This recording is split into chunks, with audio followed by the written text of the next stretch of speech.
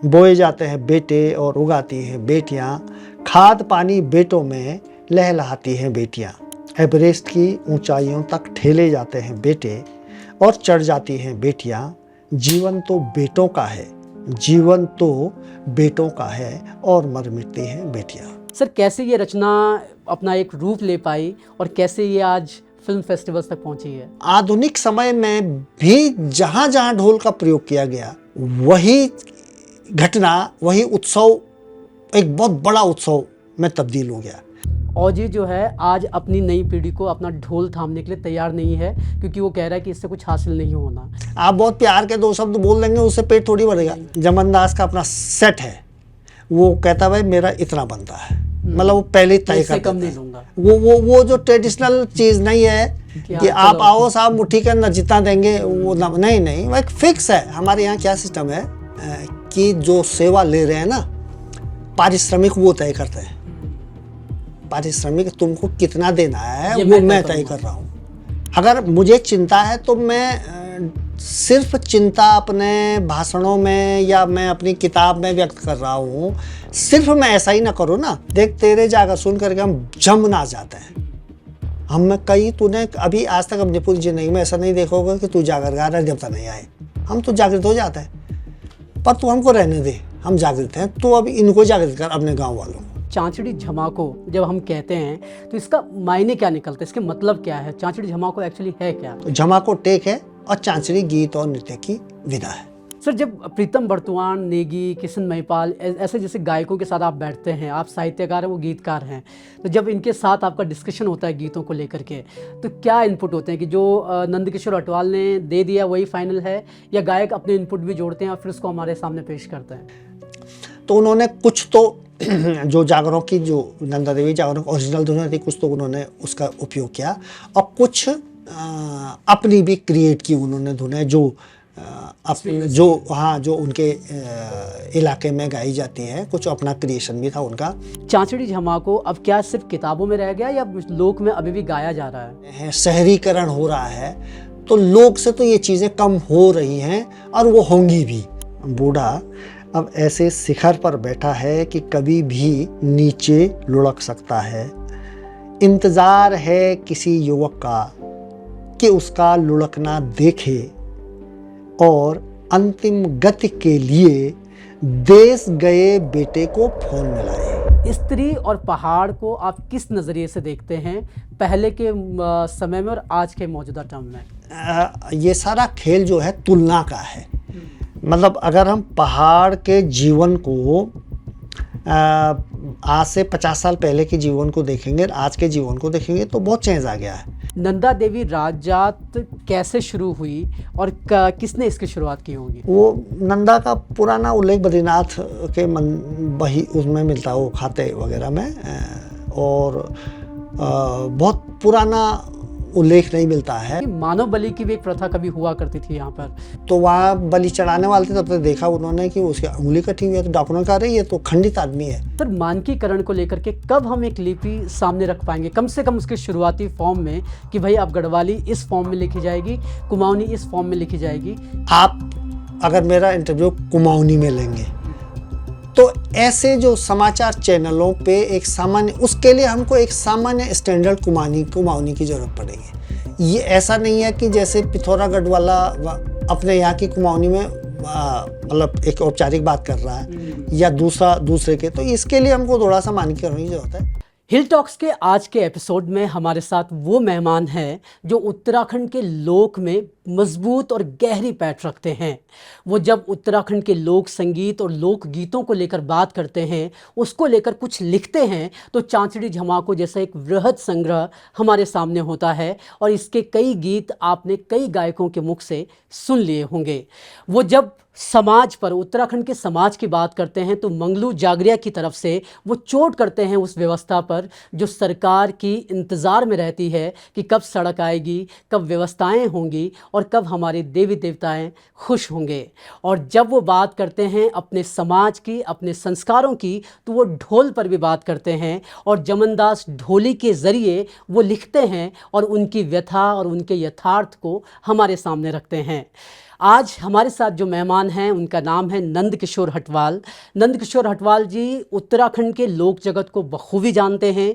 उनका काम भाषा पर है, उनका काम नंदा देवी को लेकर है और वो साहित्य के जगत में भी एक बड़ी पहचान रखते हैं।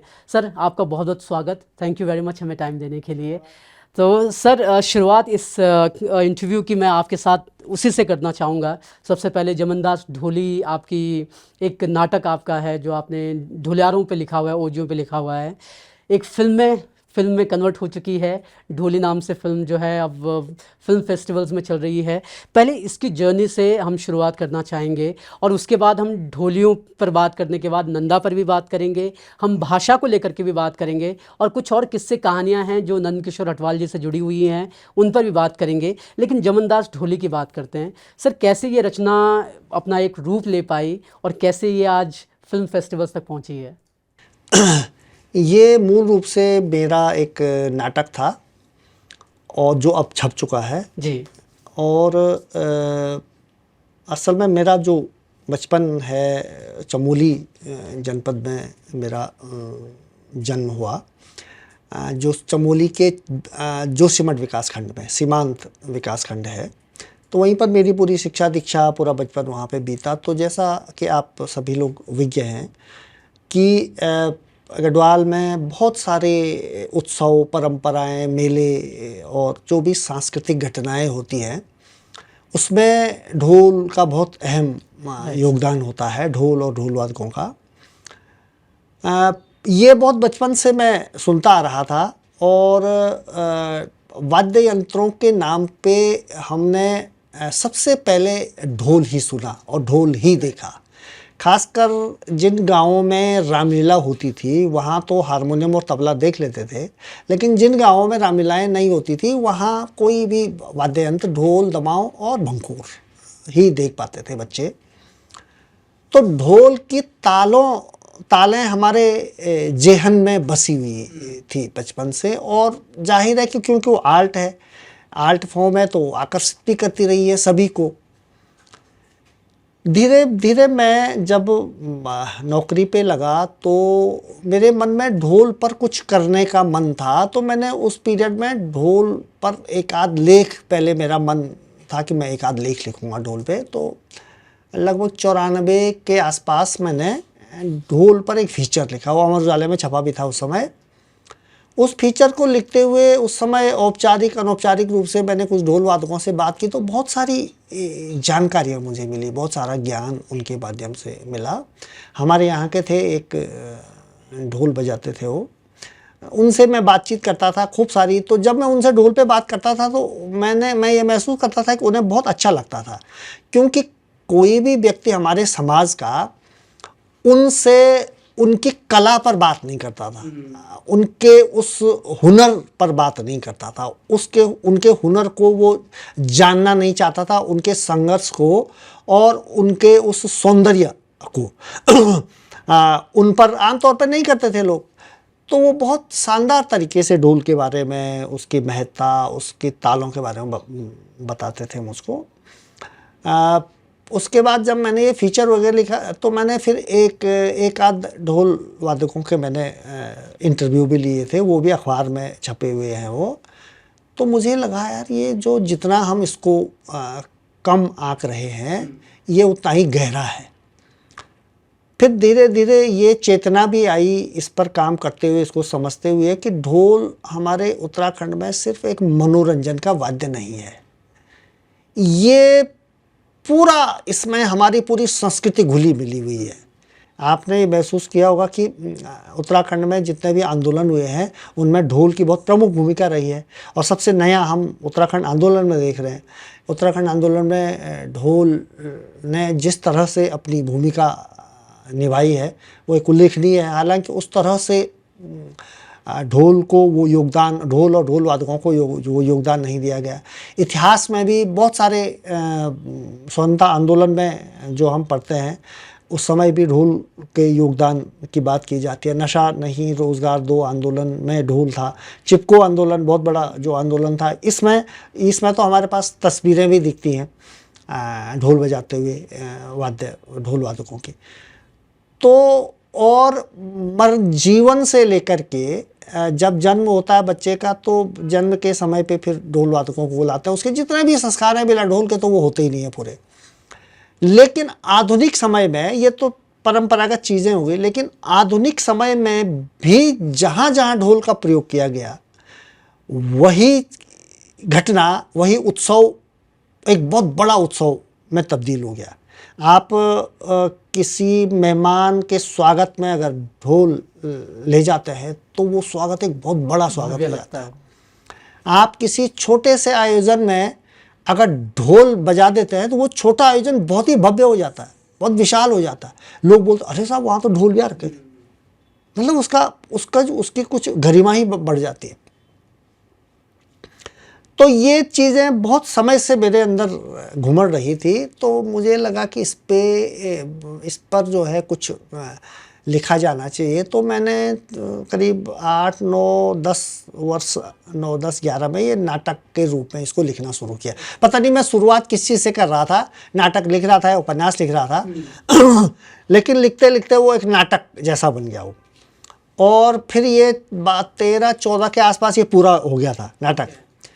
फिर मैं एक दिन ऐसी इस नाटक की चर्चा कर रहा था, तो मुझे जो जन सरोकार मंच है यहाँ पे, एक सतीश धोलाखंडी उसके डायरेक्टर है, जन संवाद समिति कोसवाल जी उसके अध्यक्ष थे। तो इनके सामने एक दिन मैंने इस नाटक का कंटेंट रखा, तो इन्होंने कहा यार हम इसको मंचन करेंगे। तो 2016 में इसको टाउन हॉल में खेला गया। फिर उस वक्त अखबार वगैरह में कुछ आया, तो इसके कंटेंट भी के बारे में, इसकी जो अंतर वस्तु है उसके बारे में थोड़ा सा अखबार में आया होगा। तो हमारे कुछ साथियों को अच्छा लगा, उन्होंने कहा इस पर फिल्म बनाता है। तो फिर इसकी स्क्रिप्ट तैयार हुई। फिर वो मुंबई के कुछ लोगों ने, मतलब वो दिनेश भोसले हैं वहाँ पे, एक अच्छे से निर्देशक हैं, उन्होंने इसका निर्देशन स्वीकार किया।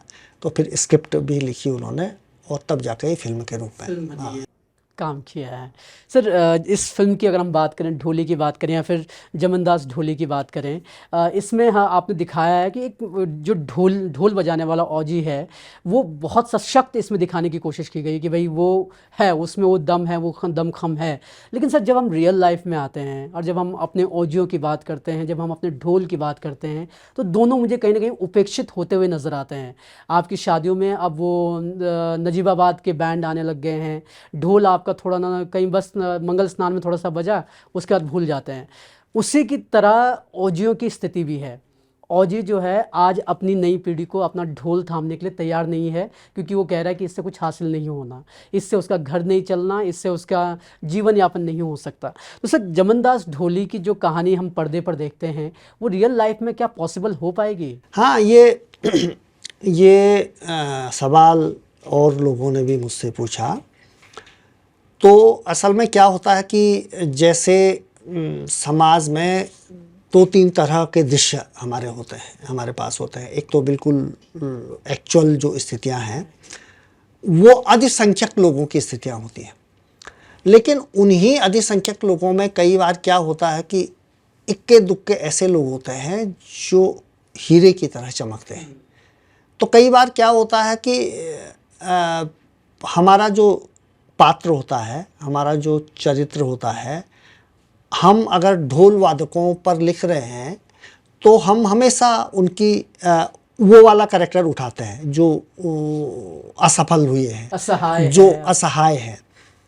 उससे कई बार क्या, हालांकि वो बताना भी बहुत ज़रूरी है समाज को कि ढोल वादकों की स्थितियाँ कमज़ोर हैं और उनके लिए काम किया जाना चाहिए, लेकिन इसका दूसरा पक्ष भी दिखाया जाना ज़रूरी है। इसी असहाय और इसी उपेक्षित समाज में आप भी महसूस कर रहे होंगे कि इक्के दुक्के ऐसे चरित्र भी हुए हैं जिन्होंने इतनी नकारात्मक स्थितियों में भी अपनी चमक बिखेरी है। मैं अगर यहाँ पे नाम लूँगा तो मतलब हो सकता है कुछ नाम छूट जाए, जैसे उदाहरण के प्रीतम भरतवाण है, या उत्तम दास जी है, या सोहन लाल जी है, ठीक। और खाली हम ढोल वादन की ही बात नहीं कर रहे, हम दूसरे क्षेत्र में, हमारे चमोली जनपद में मुझे बहुत, तब हम डिग्री कॉलेज में पढ़ते थे हम लोग, एक दीवानी राम जी थे, वो रामलीला करते थे वहाँ पे। तो वो हारमोनियम मास्टर थे, वो मतलब पहाड़ों में जो रामलीला सिखाते हैं ना, रामलीला करते हैं, उनको हारमोनियम मास्टर बोलते हैं, वो तराली के थे वो। तो वो पूरे जनपद में उनको बुलाया जाता था और उनकी इतनी प्रतिष्ठा थी कि मतलब जहाँ दीवानी राम जी हारमोनियम मास्टर हैं तो ये बोलते थे अरे भाई वहाँ रामलीला हो रही है, हारमोनियम मास्टर दीवानी राम जी हैं। तो लोग उमड़ के चले जाते थे। वो रामलीला की मिजाज ही बदल देते थे वो रामलीला का, इतने जानदार कलाकार थे और उनका व्यक्तित्व भी बहुत ही अच्छा था। तो एक दिक्कत या दिक्कत कहें या एक पक्ष का सोचना कहें तो हमारे लेखन का जो विषय है, कई बार हम ऐसे करैक्टर को नहीं उठा पाते, ये चरित्र हमारे लेखन का विषय नहीं बनते। लेकिन मेरे दिमाग में ये भी आया कि एक हम जैसे ये जो सारे मैंने अभी कैरेक्टर बताए जो मजबूत चरित्र हैं हमारे, जैसे चंद सिंह राय जी थे, तो चंद सिंह राय जी ने भी ढोल पे डॉक्यूमेंट्री वगैरह बनाई, बहुत अच्छा ढोल बजाते हैं, उन्होंने ढोल पर एक प्रतिष्ठा हासिल की।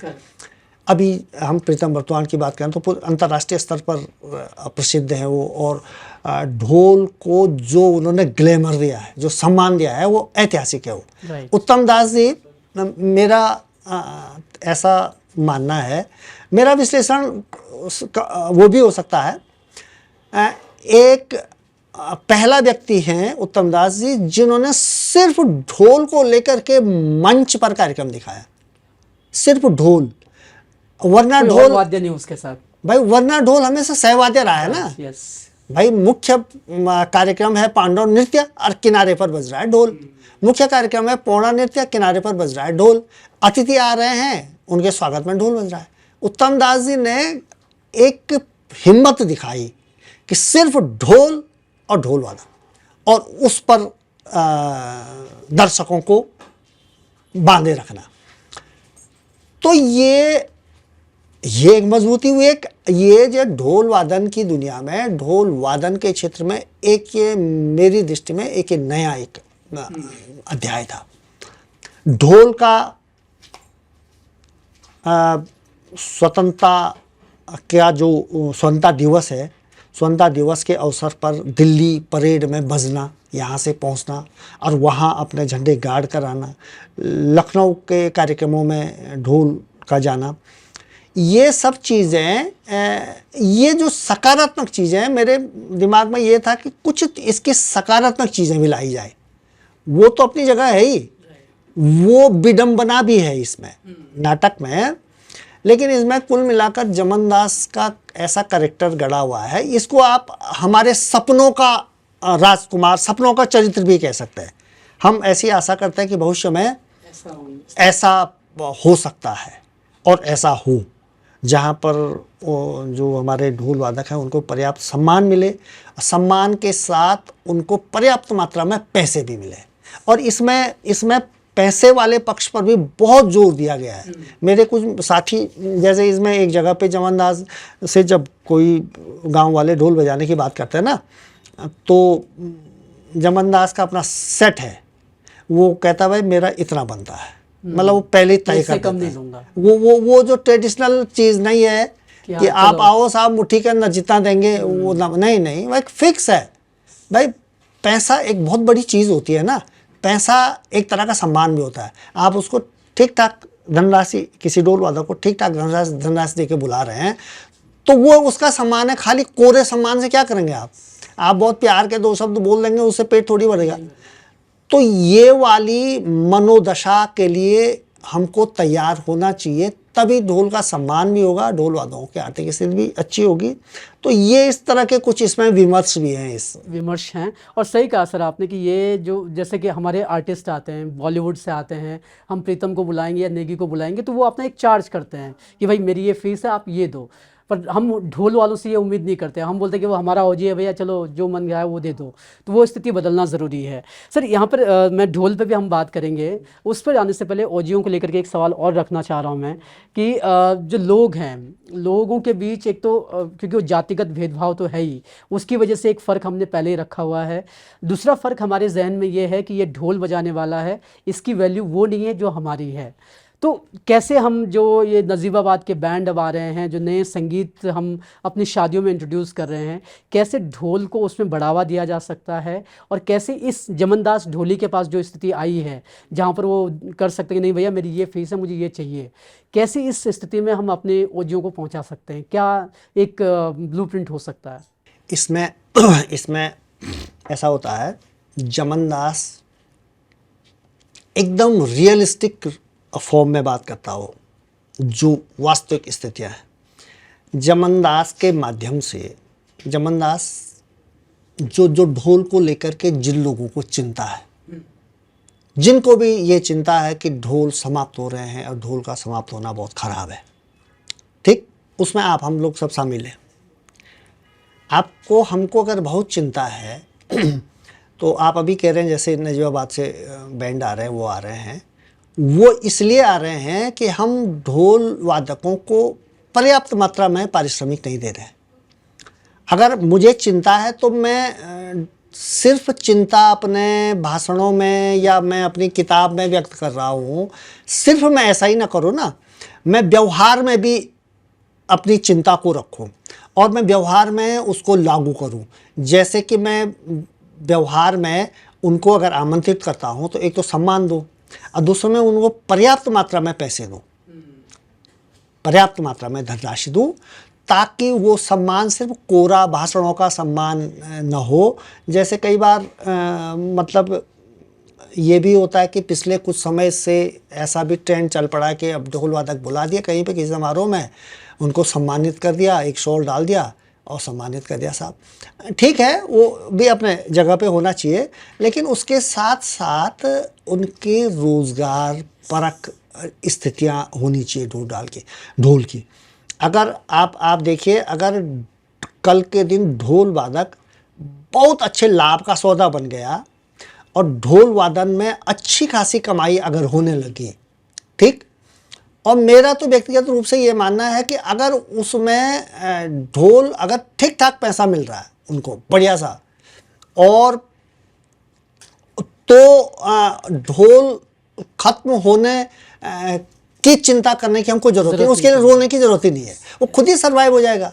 वह व्यावसायिक रूप से मजबूत चीज़ें अपने आप जीवित रहती हैं, अपने आप को सर्वाइव होती है। हमको फिर ये इस तरह का नहीं है आप ख़त्म हो रहा है, फलाना हो रहा है। आप जो नजीबाबाद से यहाँ आ रहा है उतना भी पैसा दो, उतना भी दे दो उनको, वो भी तो बचाएंगे। मतलब उनको कोई ऐसा दिक्कत नहीं है ना। और एक बात ये भी है कि मैं अभी एक जो व्यावसायिक मैनेजमेंट होता है ना, उसमें भी थोड़ा सा हम कमज़ोर हैं। यार रिस्पना पुल पे एक दो मैंने बोर्ड देखे, यहाँ पहाड़ी ढोल की बुकिंग भी की जाती है आपने। मैं उनके पास गया तो मुझे एक बुकिंग, मैंने ढोल की बुकिंग की वहाँ पे, तो उन्होंने उनके एकदम प्रोग्राम है, फिट सेट बन रखे है। एक दिन का 14,000, 2 दिन का 18,000, 3 दिन का 24,000, ठीक। इतने बजे आपके मंडप पर होंगे और इतने बजे से इतने बजे तक बजाएंगे। 2 दिन का, पहले दिन 9 बजे से दूसरे दिन 9 बजे तक का।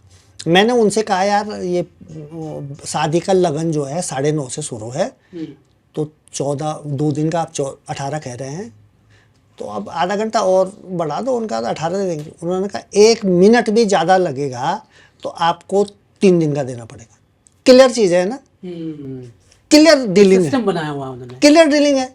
ये नहीं कि तुम बजवाते जा रहे हैं, जितना तुम्हारे मन में जितना है उतना आप दे रहे हैं। भाई उनसे जो असल में जो सेवा प्रदाता है, हमारे यहाँ क्या सिस्टम है कि जो सेवा ले रहे हैं ना, पारिश्रमिक वो तय करते हैं।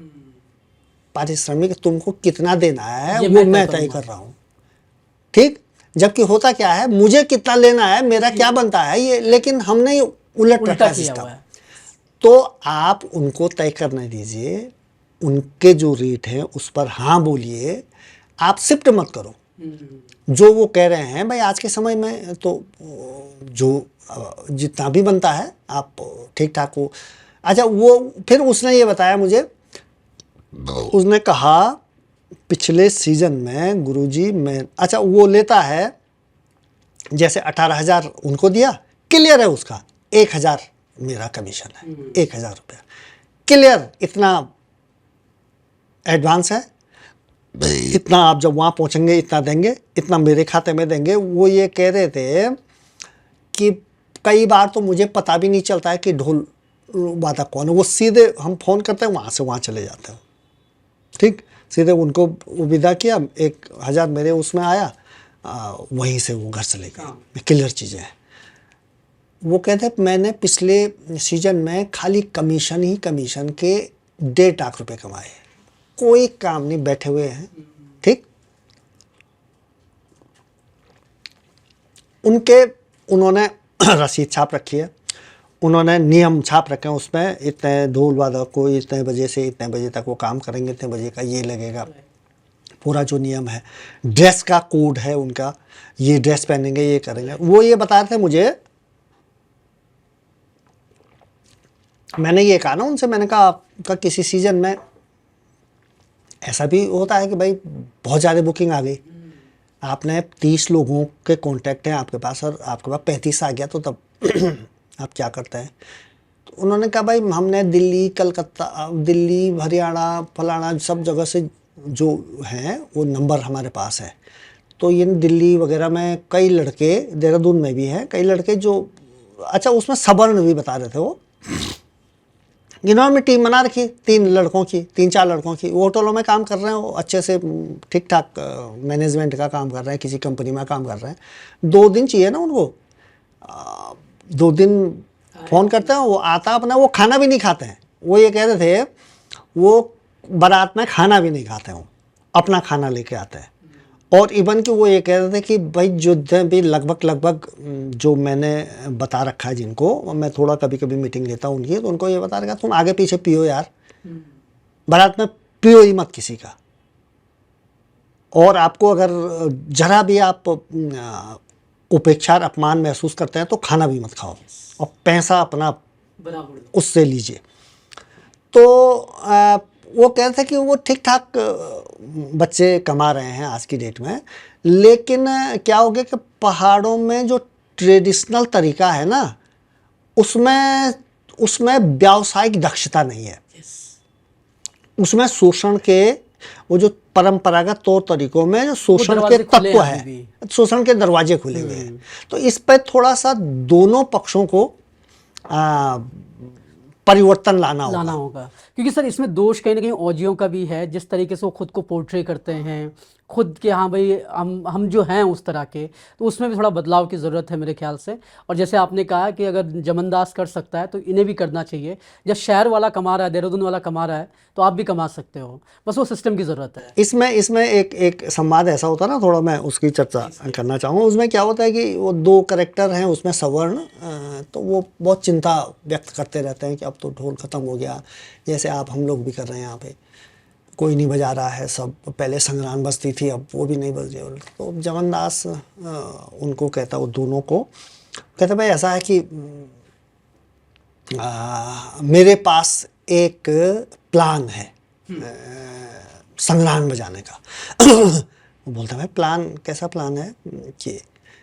कि बहुत ही अच्छा है वो, आपके गांव में संक्रांत में, जब आपको संक्रांत की चिंता है कि प्रत्येक संक्रांति को ढोल दमाऊं बजता था गांव में पहले, तो आप चाह रहे हैं कि अभी भी बजे, तो बज जाएगा, कोई दिक्कत थोड़ी है वो।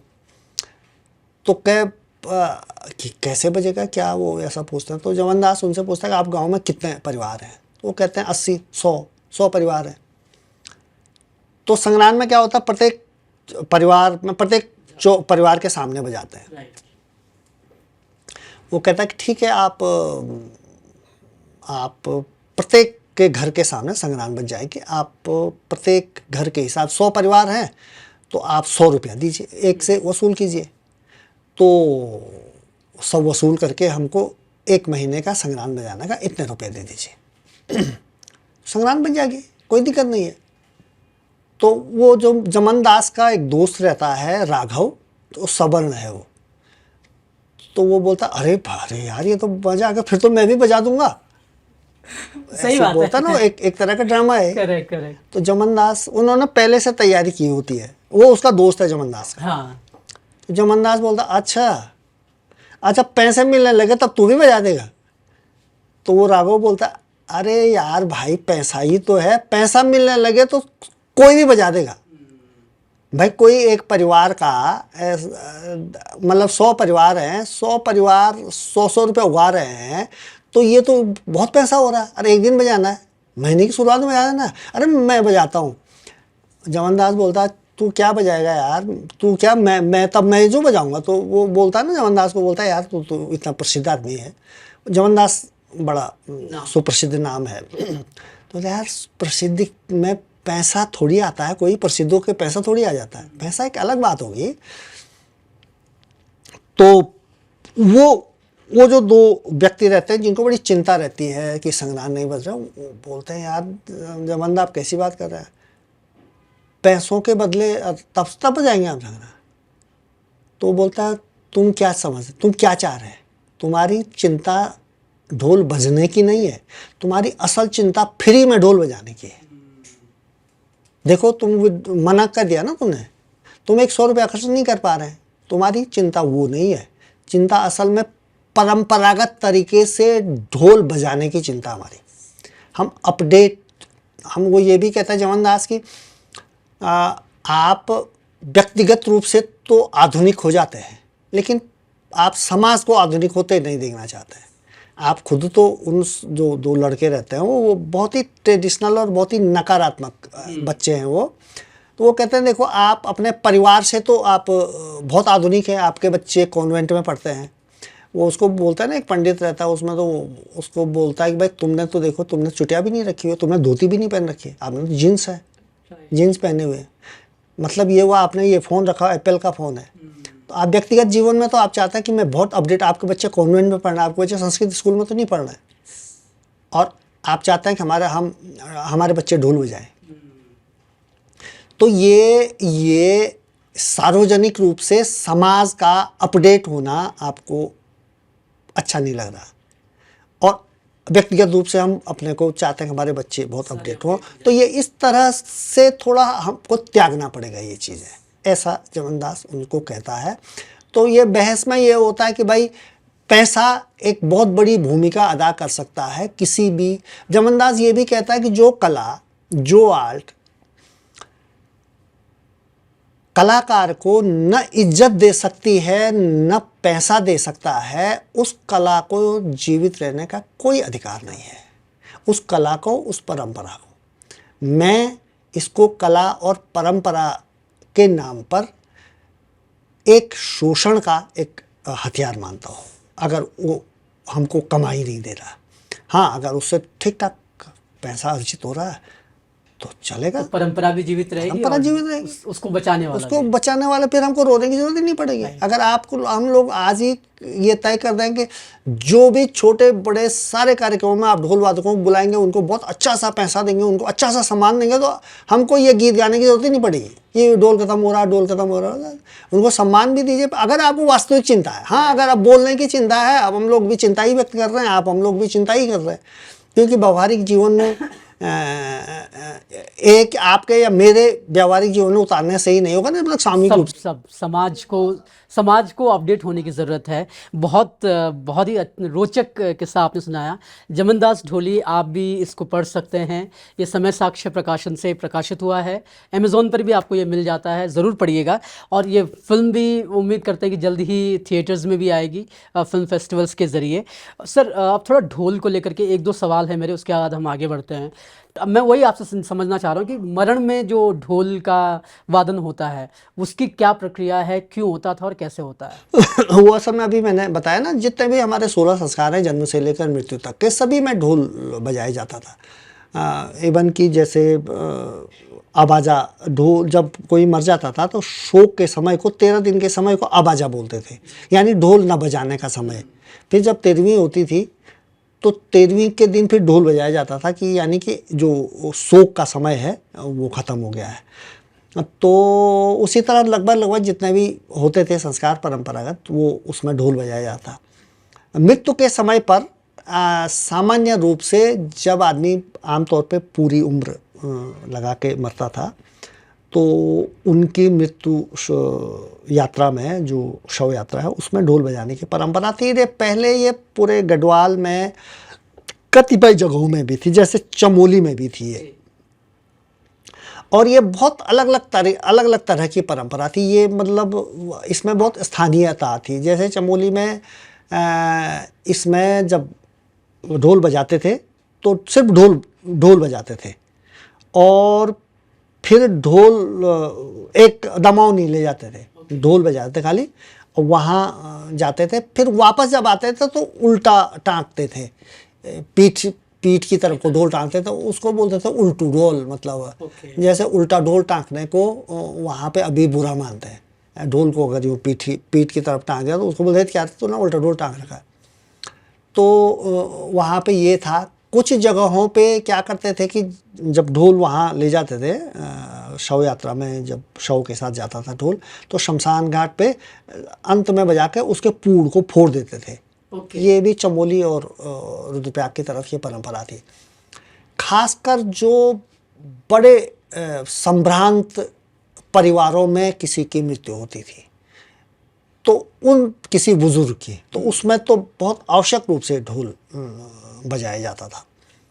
उत्तर काशी में ये रवाई जौनसार की तरफ वहाँ पर तो ऐसा होता है कि जैसे कोई बुजुर्ग की मृत्यु होगी तो जो रिश्तेदार आते हैं ना, वो ढोल लेके भी आते हैं। और ढोल को सीमा के बाहर रख देते हैं, और फिर वो शव यात्रा में जब शामिल होते हैं तो वो जो ढोल लाया है वो ढोल भी शामिल होता है। तो एक शव यात्रा में 8-8, 10-10 जितने रिश्तेदार हैं, जितने लोग भी हैं, इतने ढोल शामिल होते हैं।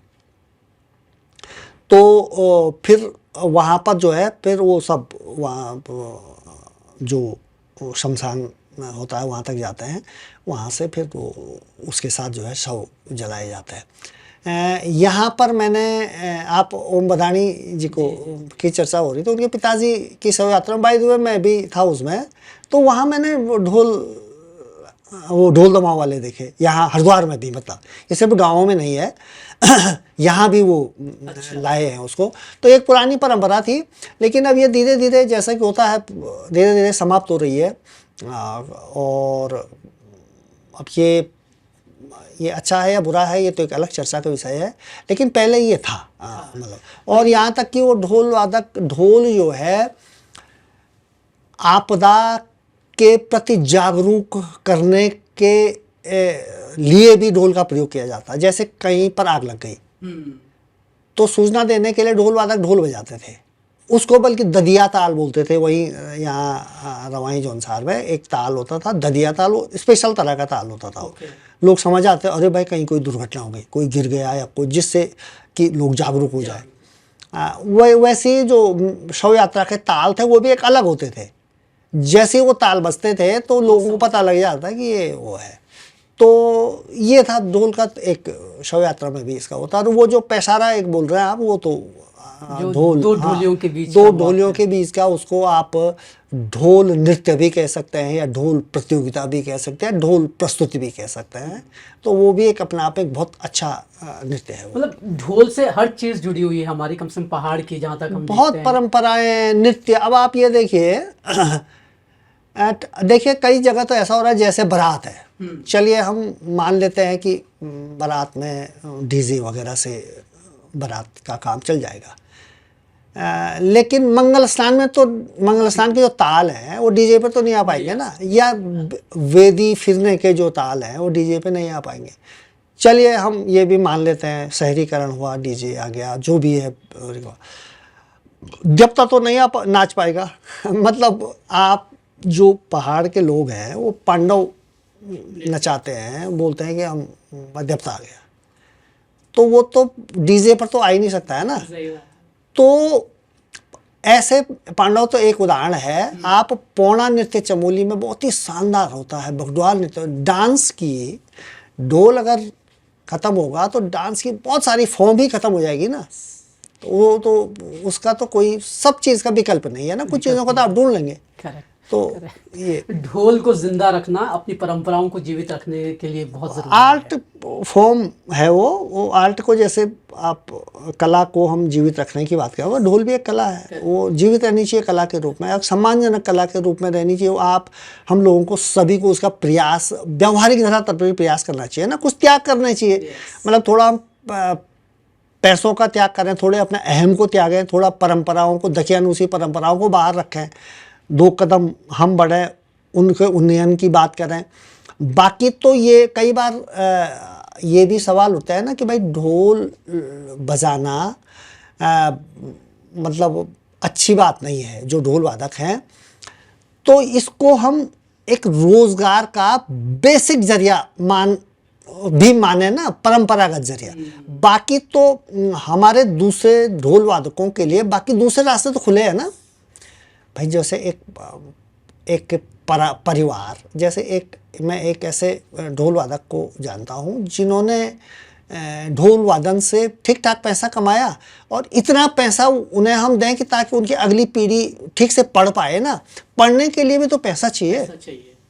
पैसा आपकी मिनिमम जरूरत है भाई। उस बच्चे को, एक ढोल वादक के एक बच्चे को आपका पहले तो पोषण चाहिए ठीक ठाक, फिर आपको प्राथमिक ठीक ठाक शिक्षा, जूनियर की शिक्षा, ताकि वो अपनी योग्यता के अनुसार, अपने टैलेंट के अनुसार दुनिया में उसको काम मिले, जॉब मिले उसको। तो इसके लिए भी जरूरी है कि आर्थिक रूप से भी संपन्न बनाया जाए। एकदम। तो ढोल को बचाना जरूरी है, और ये इसके लिए हम सबको प्रयास करने होंगे। एकदम सही कहा सर आपने। हम थोड़ा आगे बढ़ते हैं, चांचड़ी झमाव को जो लोकगीत हैं उन पर हम बात करेंगे, लेकिन सर उससे पहले आपका एक नाटक आपने लिखा है, मंगलू जागरिया। अब मैं थोड़ा उत्तराखंड के परिवेश को लेकर के बात करना चाहता हूँ, और मंगलू जागरिया की एक किस्सा में जो भगवान और जागरिया के बीच संवाद हो रहा है। भगवान बोलता है, तो उनको नचाया तुमने कभी जिन्होंने इस स्कूल को मास्टर देने थे, ये स्कूल बिना मास्टरों के बना दिया, अस्पताल बिना डॉक्टरों के बने हैं, एक भी डॉक्टर नहीं पूरे इलाके में, बिना इलाज के मरेगा तो हमारा दोष, यानी देवता का दोष। इस पर मंगलू जागरिया के कहता है, देवता पुराने होते हैं तो उनके जागर भी पुराने होने चाहिए, देवता पुराने होते हैं तो उनके जागर भी पुराने चाहिए होते हैं, निपट पुराने, पर मनखी तो हर साल नए नए पैदा हो रहे, हर दिन ज़माना बदल के जागर सरल मनखियों के कठिन होता है, देवता जगाना आसान है, मनखी जगाना कठिन। थोड़ा गढ़वाली शैली में ये नाटक लिखा है, पर आप मामूल समझ गए होंगे कि उत्तराखंड पर मंगलू जागरिया जो है चोट कर रहा है, वहाँ के हालातों पर चोट कर रहा है। सर ये मेरे ख्याल से आपका पुराना नाटक है, ये काफ़ी टाइम पहले आपने लिखा होगा। आज 2025 में हम बैठे हैं, उत्तराखंड अलग राज्य बने हुए आज 24 साल पूरे हो चुके हैं। कितना बदलाव आपको नज़र आता है? क्या देवताओं की ये शिकायत कहीं दूर हुई? ये थोड़ा मैं ये नाटक का एक पूरा एक स्टाइल बता दूं। ये थोड़ा एक तरह का सटायर है जी। पूरा नाटक। और इसमें क्या होता है कि आम तौर पे जो उत्तराखंड की परंपरा है उसमें ये होता है कि जागरिया जाकर गाते हैं, ढोल वादक ढोल बजाते हैं, देवता आ जाता है और हर गांव में देवता नाच रहा है। हर गांव में गांव वाले बोल रहे हैं, जागरिया बोल रहा है कि महाराज कृपा करनी है, रिद्धि सिद्धि करनी है। देवता बोल रहा है कि हाँ हाँ हाँ कर दिया, तुम्हारा भला होगा, ये होगा वो, रोज ही हो रहा है ऐसा। लेकिन एक दिन क्या होता है कि देवता गांव वालों ने देवता उतार दिया, बाजे बजे जागर लगे तो देवता उतर गया। अब देवता उस दिन अचानक पूछ बैठता कि अब तुम बोलो गांव वाले कि तुमने मुझको जागृत क्यों किया। गांव वाले बोलते हैं अरे महाराज जागृत तो अब क्यों किया, मतलब रिद्धि सिद्धि देनी है आपने हमको, कृपा करनी है हम पे, हमारे गांव में जो है संपन्न सुखी संपन्न बनाना है हमको। तो देवता बोलता अच्छा तुमको रिद्धि सिद्धि, तुमको सुखी संपन्न बनाना है, तुमको जागृति देनी है। तो देवता जो गांव का फंसिया प्रधान रहता है, मतलब एक बड़ा, उसको बोलते हैं अच्छा तो ये बता कि तुम्हारे गांव में कोई ऐसी लड़की तो नहीं है जो स्कूल नहीं जा रही है, कोई बच्चा ऐसा तो नहीं जो स्कूल नहीं जा रहा है।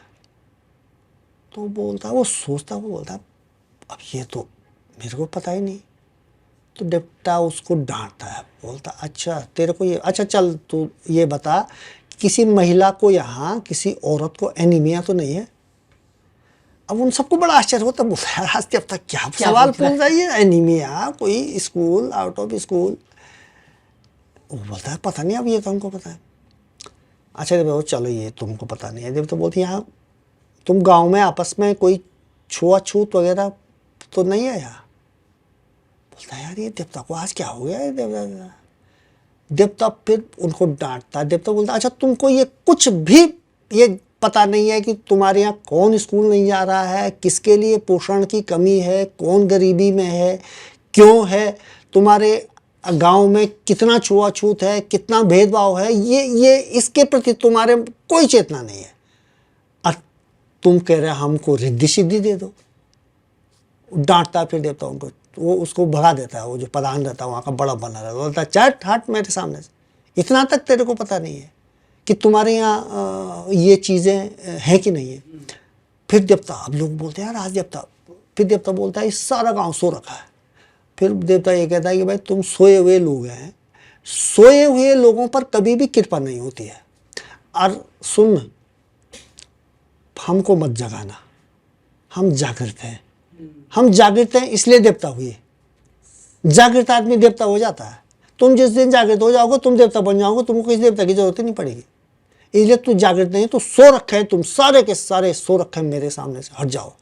वो ऐसे ही फिर प्रधान बोलता है कि अरे भाई महाराज कौन सो रखा है, सब जागृत हैं, आपकी पूजा में लगे हुए हैं। पे ऐसे संवाद होता है। फिर वो फिर बुलाता है उसको, एक प्रधान को बुलाता, बोलता अच्छा तुम ये बताओ कि तुम्हारे गांव में ये जो प्रिंसिपल हैं, वो कहता नहीं है, तो वो मैंने लाना है, मतलब मैं जाऊंगा प्रिंसिपल लेने के लिए कि तुम्हारे गांव में जो है। फिर वो ये बोलता है कि यार तुम्हारे गांव में तुम्हारे नौजवान कहाँ हैं इस गांव में।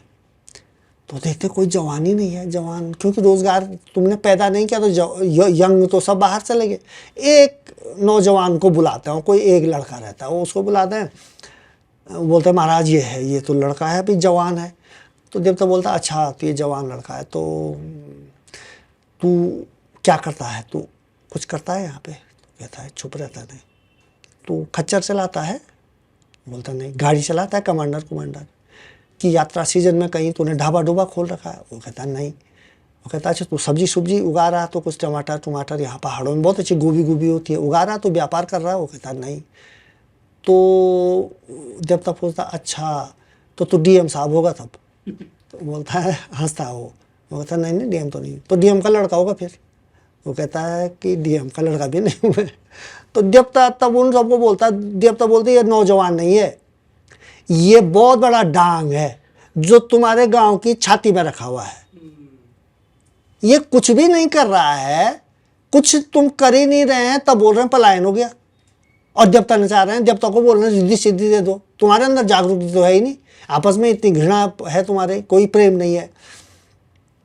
फिर वो किसी महिला किसी को बोलता अच्छा कोई मेरे सामने ऐसा आ जाओ जिसने कोई नया काम किया हो, या कोई आ जाओ, किसी ने खेती का किया, किसी ने कोई ढाबा खोला, कोई दूध का व्यवसाय कर रहा। तो एक महिला आती है, बोलती महाराज मैंने जर्सी गाय रखी हुई थी और ये किया था वो किया था। तब वो जब तक बोलता बहुत बढ़िया किया तूने सोचा।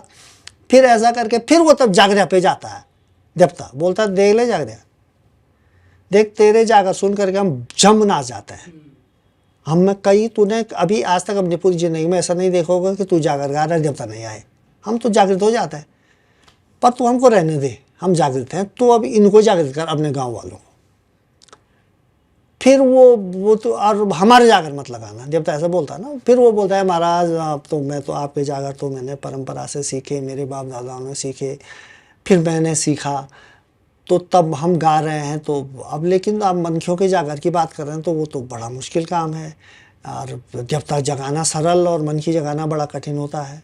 अब मनखी तो भाई अब देवता तो वही देवता हैं जो पुराने, मेरे दादा ने भी वही देवता नचाए, मेरे पिताजी ने भी वही नचाए, मैं भी वही नचा रहा हूँ। लेकिन मनखी तो बदल रहे हैं, आदमी तो हर साल बदल रहा है, हर नए तरह की समस्या आ रही, तो मैं क्या करूँगा। फिर ये संवाद है, इसमें लंबे से देवता बोलता है कि भाई देखिए तूने अपना मूल्यांकन कम किया है, तेरी प्रतिभा सिर्फ देवताओं में उलझ गई है। तो समाज को भी जागृत कर सकता है, लेकिन तुझे मौका ही नहीं मिला। तू जागरिया है, तू कवि है, तू रचनाकार है, और तू इस समाज की नब्ज को जानता है, और तू जानता है कि यहाँ का आदमी पर देवता कैसे आता है, तू कर सकता है इस काम को। अगले दृश्य में फिर वो अगले दृश्य में जागरिया एक अंतर्द्वंद में है उसका, कि मैं कैसे, मतलब कैसे देवता ने मुझे ऐसा बोल दिया, मैं कैसे करूँगा। लेकिन चूंकि वो रचनाकार रहता है, भाई जागरिया आपने देखा होगा जो जागर गाने वाले होते हैं पहाड़ों में, वो सिर्फ सिंगर नहीं होते हैं, वो क्रिएटर भी होते हैं ना, क्रिएट भी करते हैं चीज़ों को। वो आशु कवि भी होता है, कोशिश करता है। तो अब रचनाकार तो था ही, और उसको उसी समाज का था, तो उसको सब चीज़ों का रग रग का पता था, मतलब लोगों का। उसको ये जानकारी, वो ये जानता था कि पदान को कैसे पटाया जाता है, नौजवानों को कैसे पटाया जाता है, औरतों को कैसे पटाया जाता है। तो वो ऐसे एक जागर तैयार करता है, फिर वो जागरों की एक प्रस्तुति करता है वो लास्ट में। तो उस प्रस्तुति में फिर गांव वालों को बुलाता है, बोलता भाई मैंने मनखियों के जागर लिखे हैं, आओ मैं सुनाता हूँ तुमको, तो तुम देखो ये तुम पर देवता आता है कि नहीं आता इससे। वो जब सुनाता है तो लोगों को बहुत अच्छा लगता है। तो इसमें लास्ट में फिर वो, शुरू में ऐसा होता है ना, एक सूत्रधार आता है तो वो बोलता है भाई तुमने मंगलू जागरिया का नाम सुना होगा। तो लोग बोलते नहीं सुना। तो वो बोलते भाई ऐसा ऐसा हुआ उसके साथ किस्सा, और वो मन देवताओं का जागरिया नहीं था, मनखियों का जागरिया था वो। तो लोग पूछते ना, अरे भाई हमने देवताओं का जागरिया सुना, मनखियों का नहीं सुना। तो वो ये किस्से सुनाता है। तो अंत में फिर वो, तब वो सूत्रधार ये बोलता है कि इस तरह से मंगलू उस दिन के बाद मनखियों का जागरिया बना, और आज वो मनखियों के गीत गाता है, मनखियों को जागृत करता है। ये इसका कंटेंट। बहुत ही बेहतरीन, मतलब जो ये नाटक आपने सर से सुना, वो ये किताब है वो। और ये किताबें मैं इसलिए बीच बीच में दिखा रहा हूँ क्योंकि जब हम अपने साहित्यकारों को बढ़ावा देंगे, जब हम अपने पहाड़ से जुड़े हुए कंटेंट को, अपने पहाड़ से जुड़े हुए लिटरेचर को बढ़ावा देंगे, तब ज़्यादा लोग लिखेंगे और हमारा साहित्य, हमारा पहाड़ जो है किताबों में भी छपा रहेगा।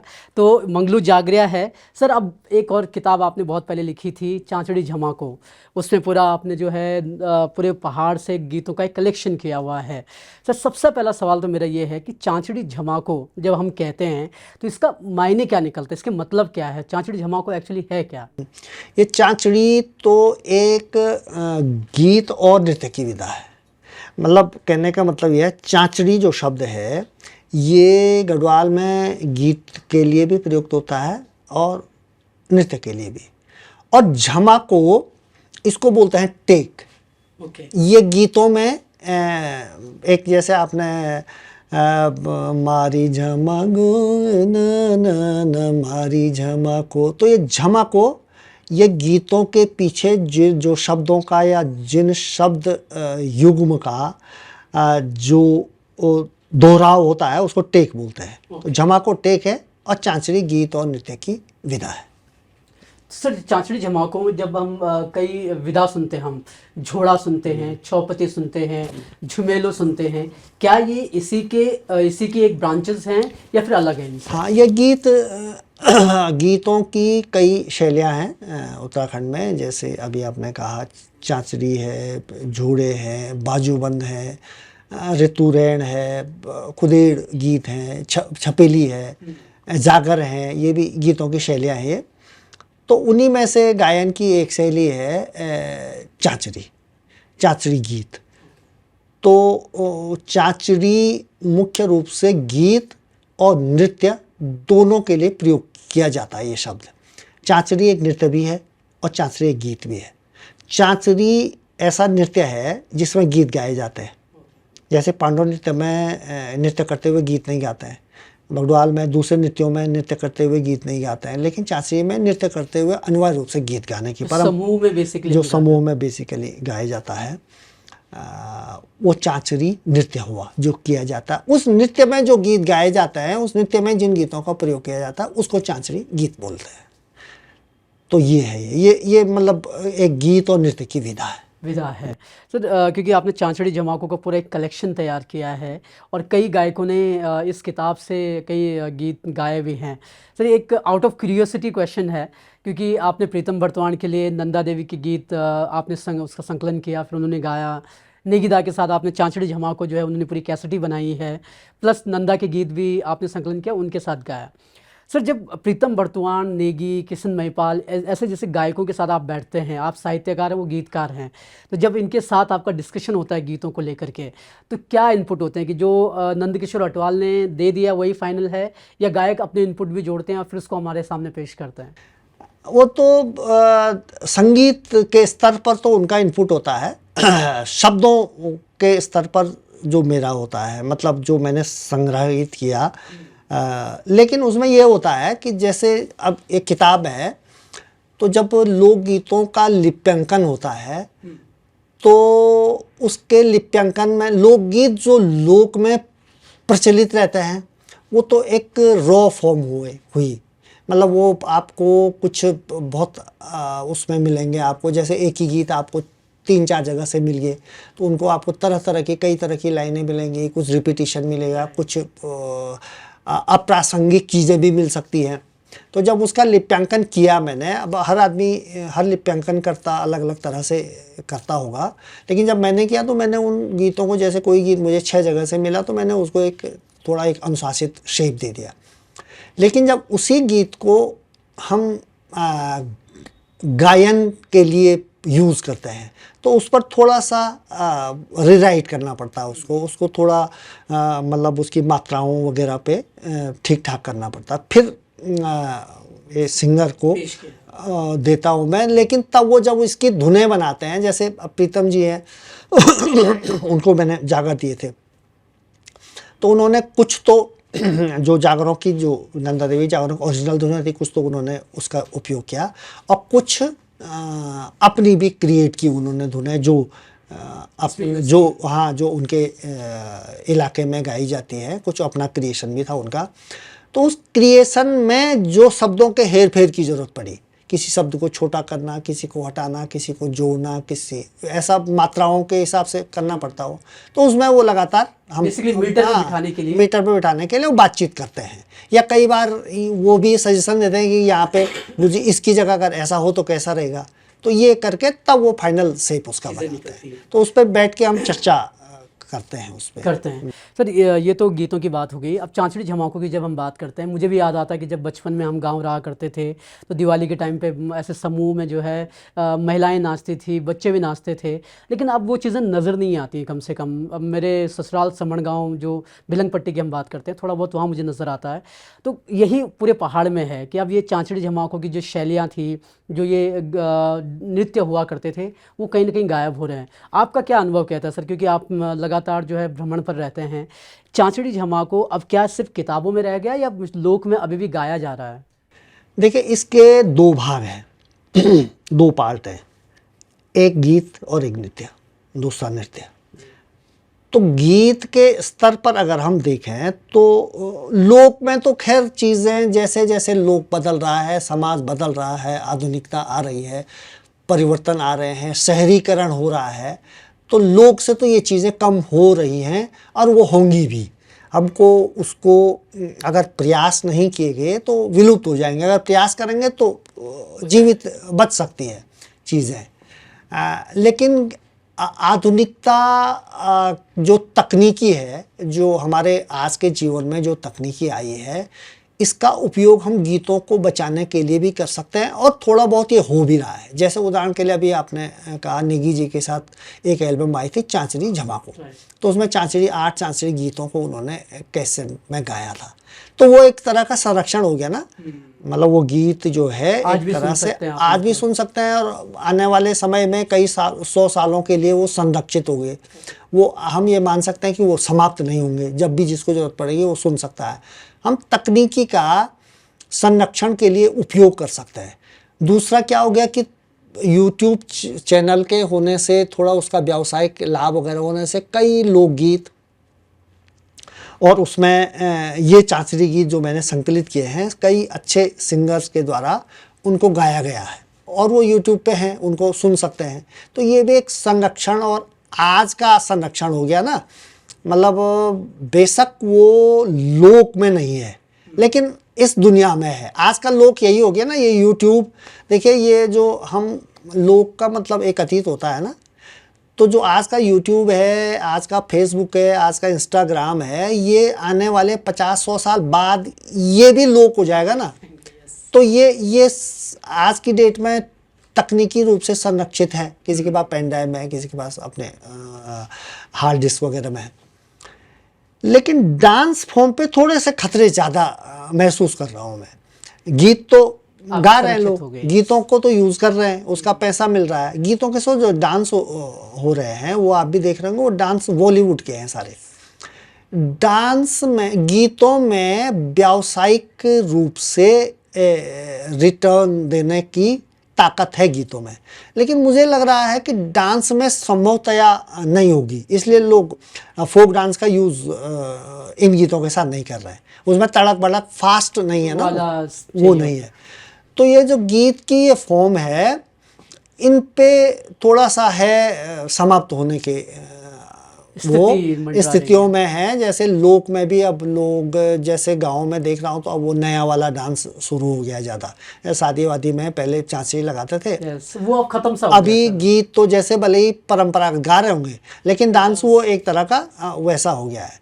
और बाकी जो डांस फॉर्म है, और जैसे पांडव नृत्य है, पौड़ा नृत्य है, छपेली हैं, या और तरह के जो डांस है, तांदी वगैरह जो वो है, जौनसार बाबर में तो अभी है लूप में, लेकिन कुछ जगहों से जैसे गढ़वाल के और कुमाऊं के भी कुछ जगहों से ये डांस फॉर्म लोक से काफ़ी तेज़ी से समाप्त हो रही है, खत्म हो रहे हैं। तो इन पर इनको संरक्षित किए जाने की अगली पीढ़ी को ट्रांसफ़र नहीं हो पा रहे हैं, तो ये थोड़ा सा ये एक खतरा मंडरा रहा है। सर, जब हम बात करें लुप्त होने की और पहाड़ छोड़ने की, तो पलायन भी एक बहुत बड़ी समस्या है, और इस पर आपने एक बहुत सुंदर कविता लिखी है, पहाड़ और बूढ़ा।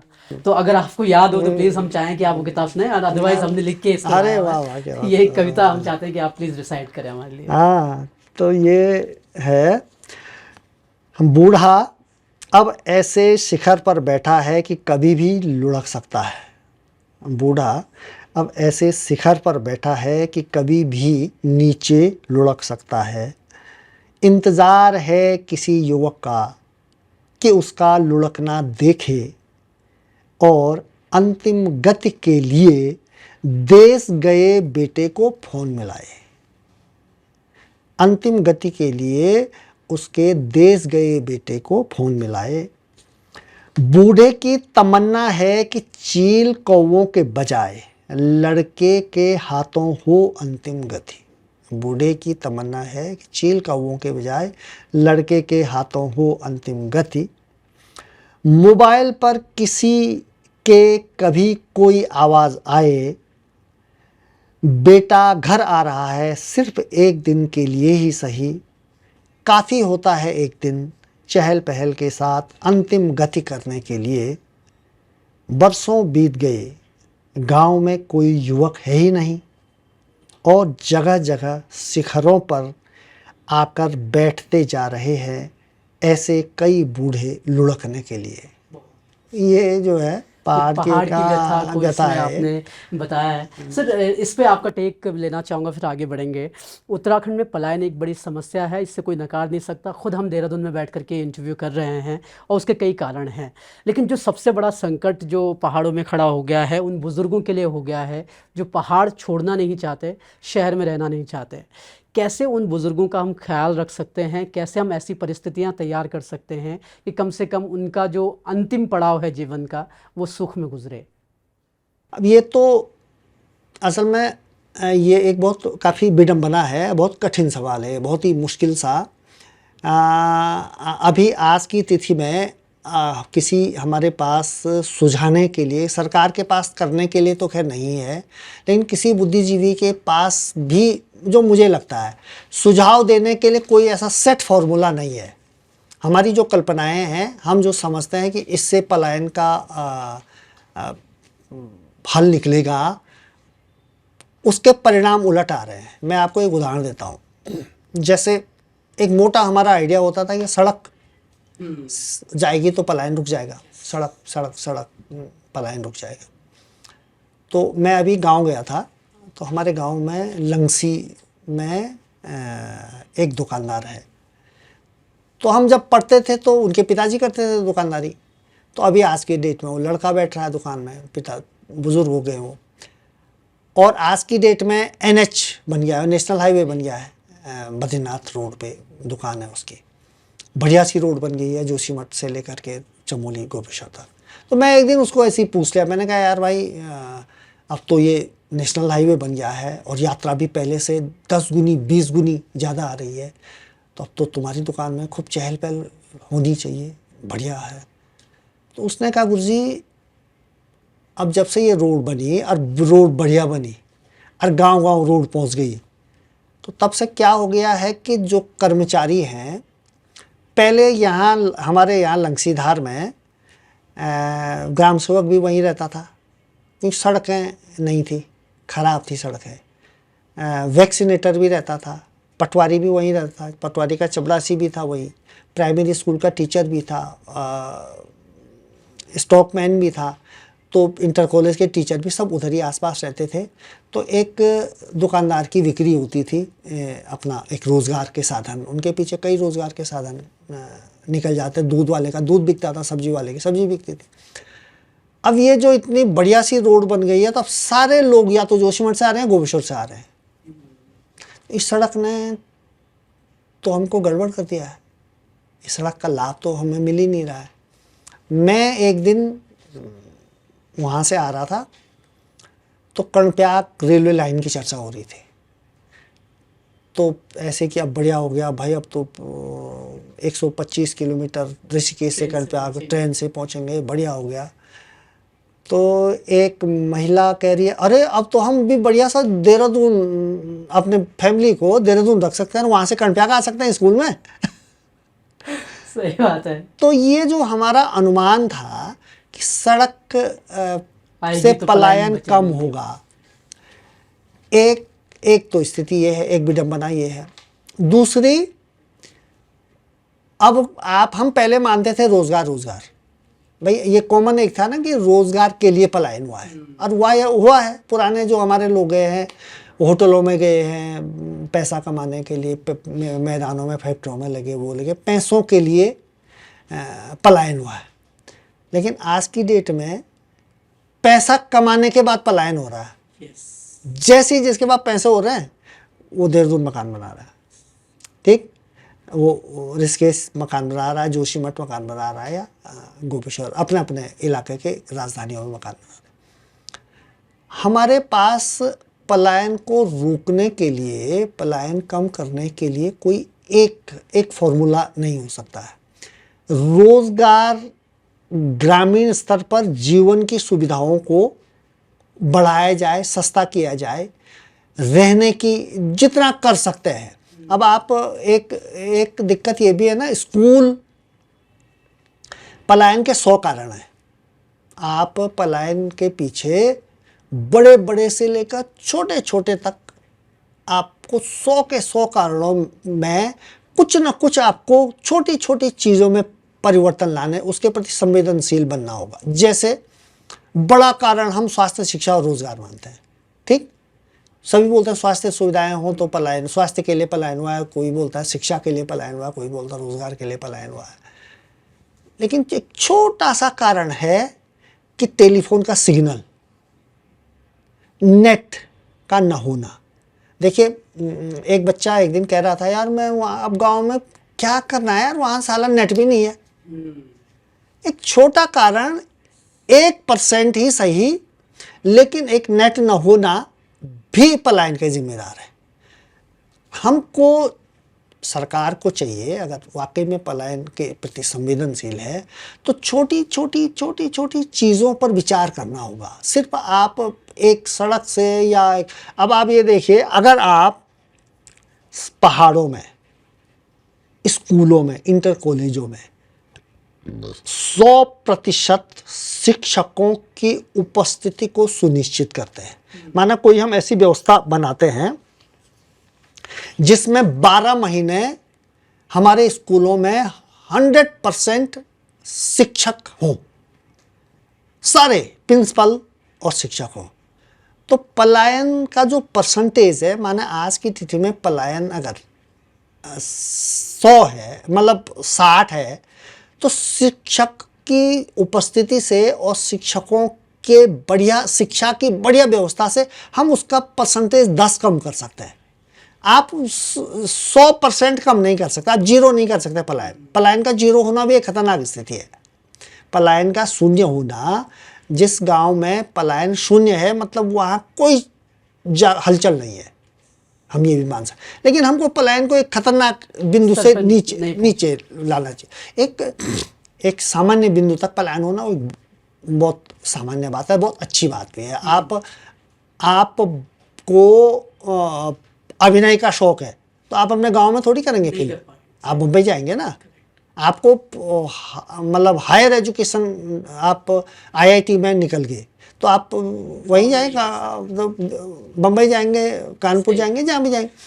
तो लेकिन जो चीज़ें आपको होटल व्यवसाय में बढ़ोतरी करने, आप पर्यटन में रोज़गार की संभावनाओं को बढ़ाना होगा, चाक चौबंद व्यवस्थाएं बनानी होगी। जैसे अभी एक ये जो होम स्टे वाला है, तो ये मुझे लग रहा है कि ये एक अच्छा सा कदम है। इसकी वजह से काफ़ी नौजवान आज होम स्टे बना करके और अपना रोज़गार में उलझे हुए हैं। तो इसमें हम अगर इसका मूल्यांकन करें तो 2-4% पलायन कम इससे हुआ होगा।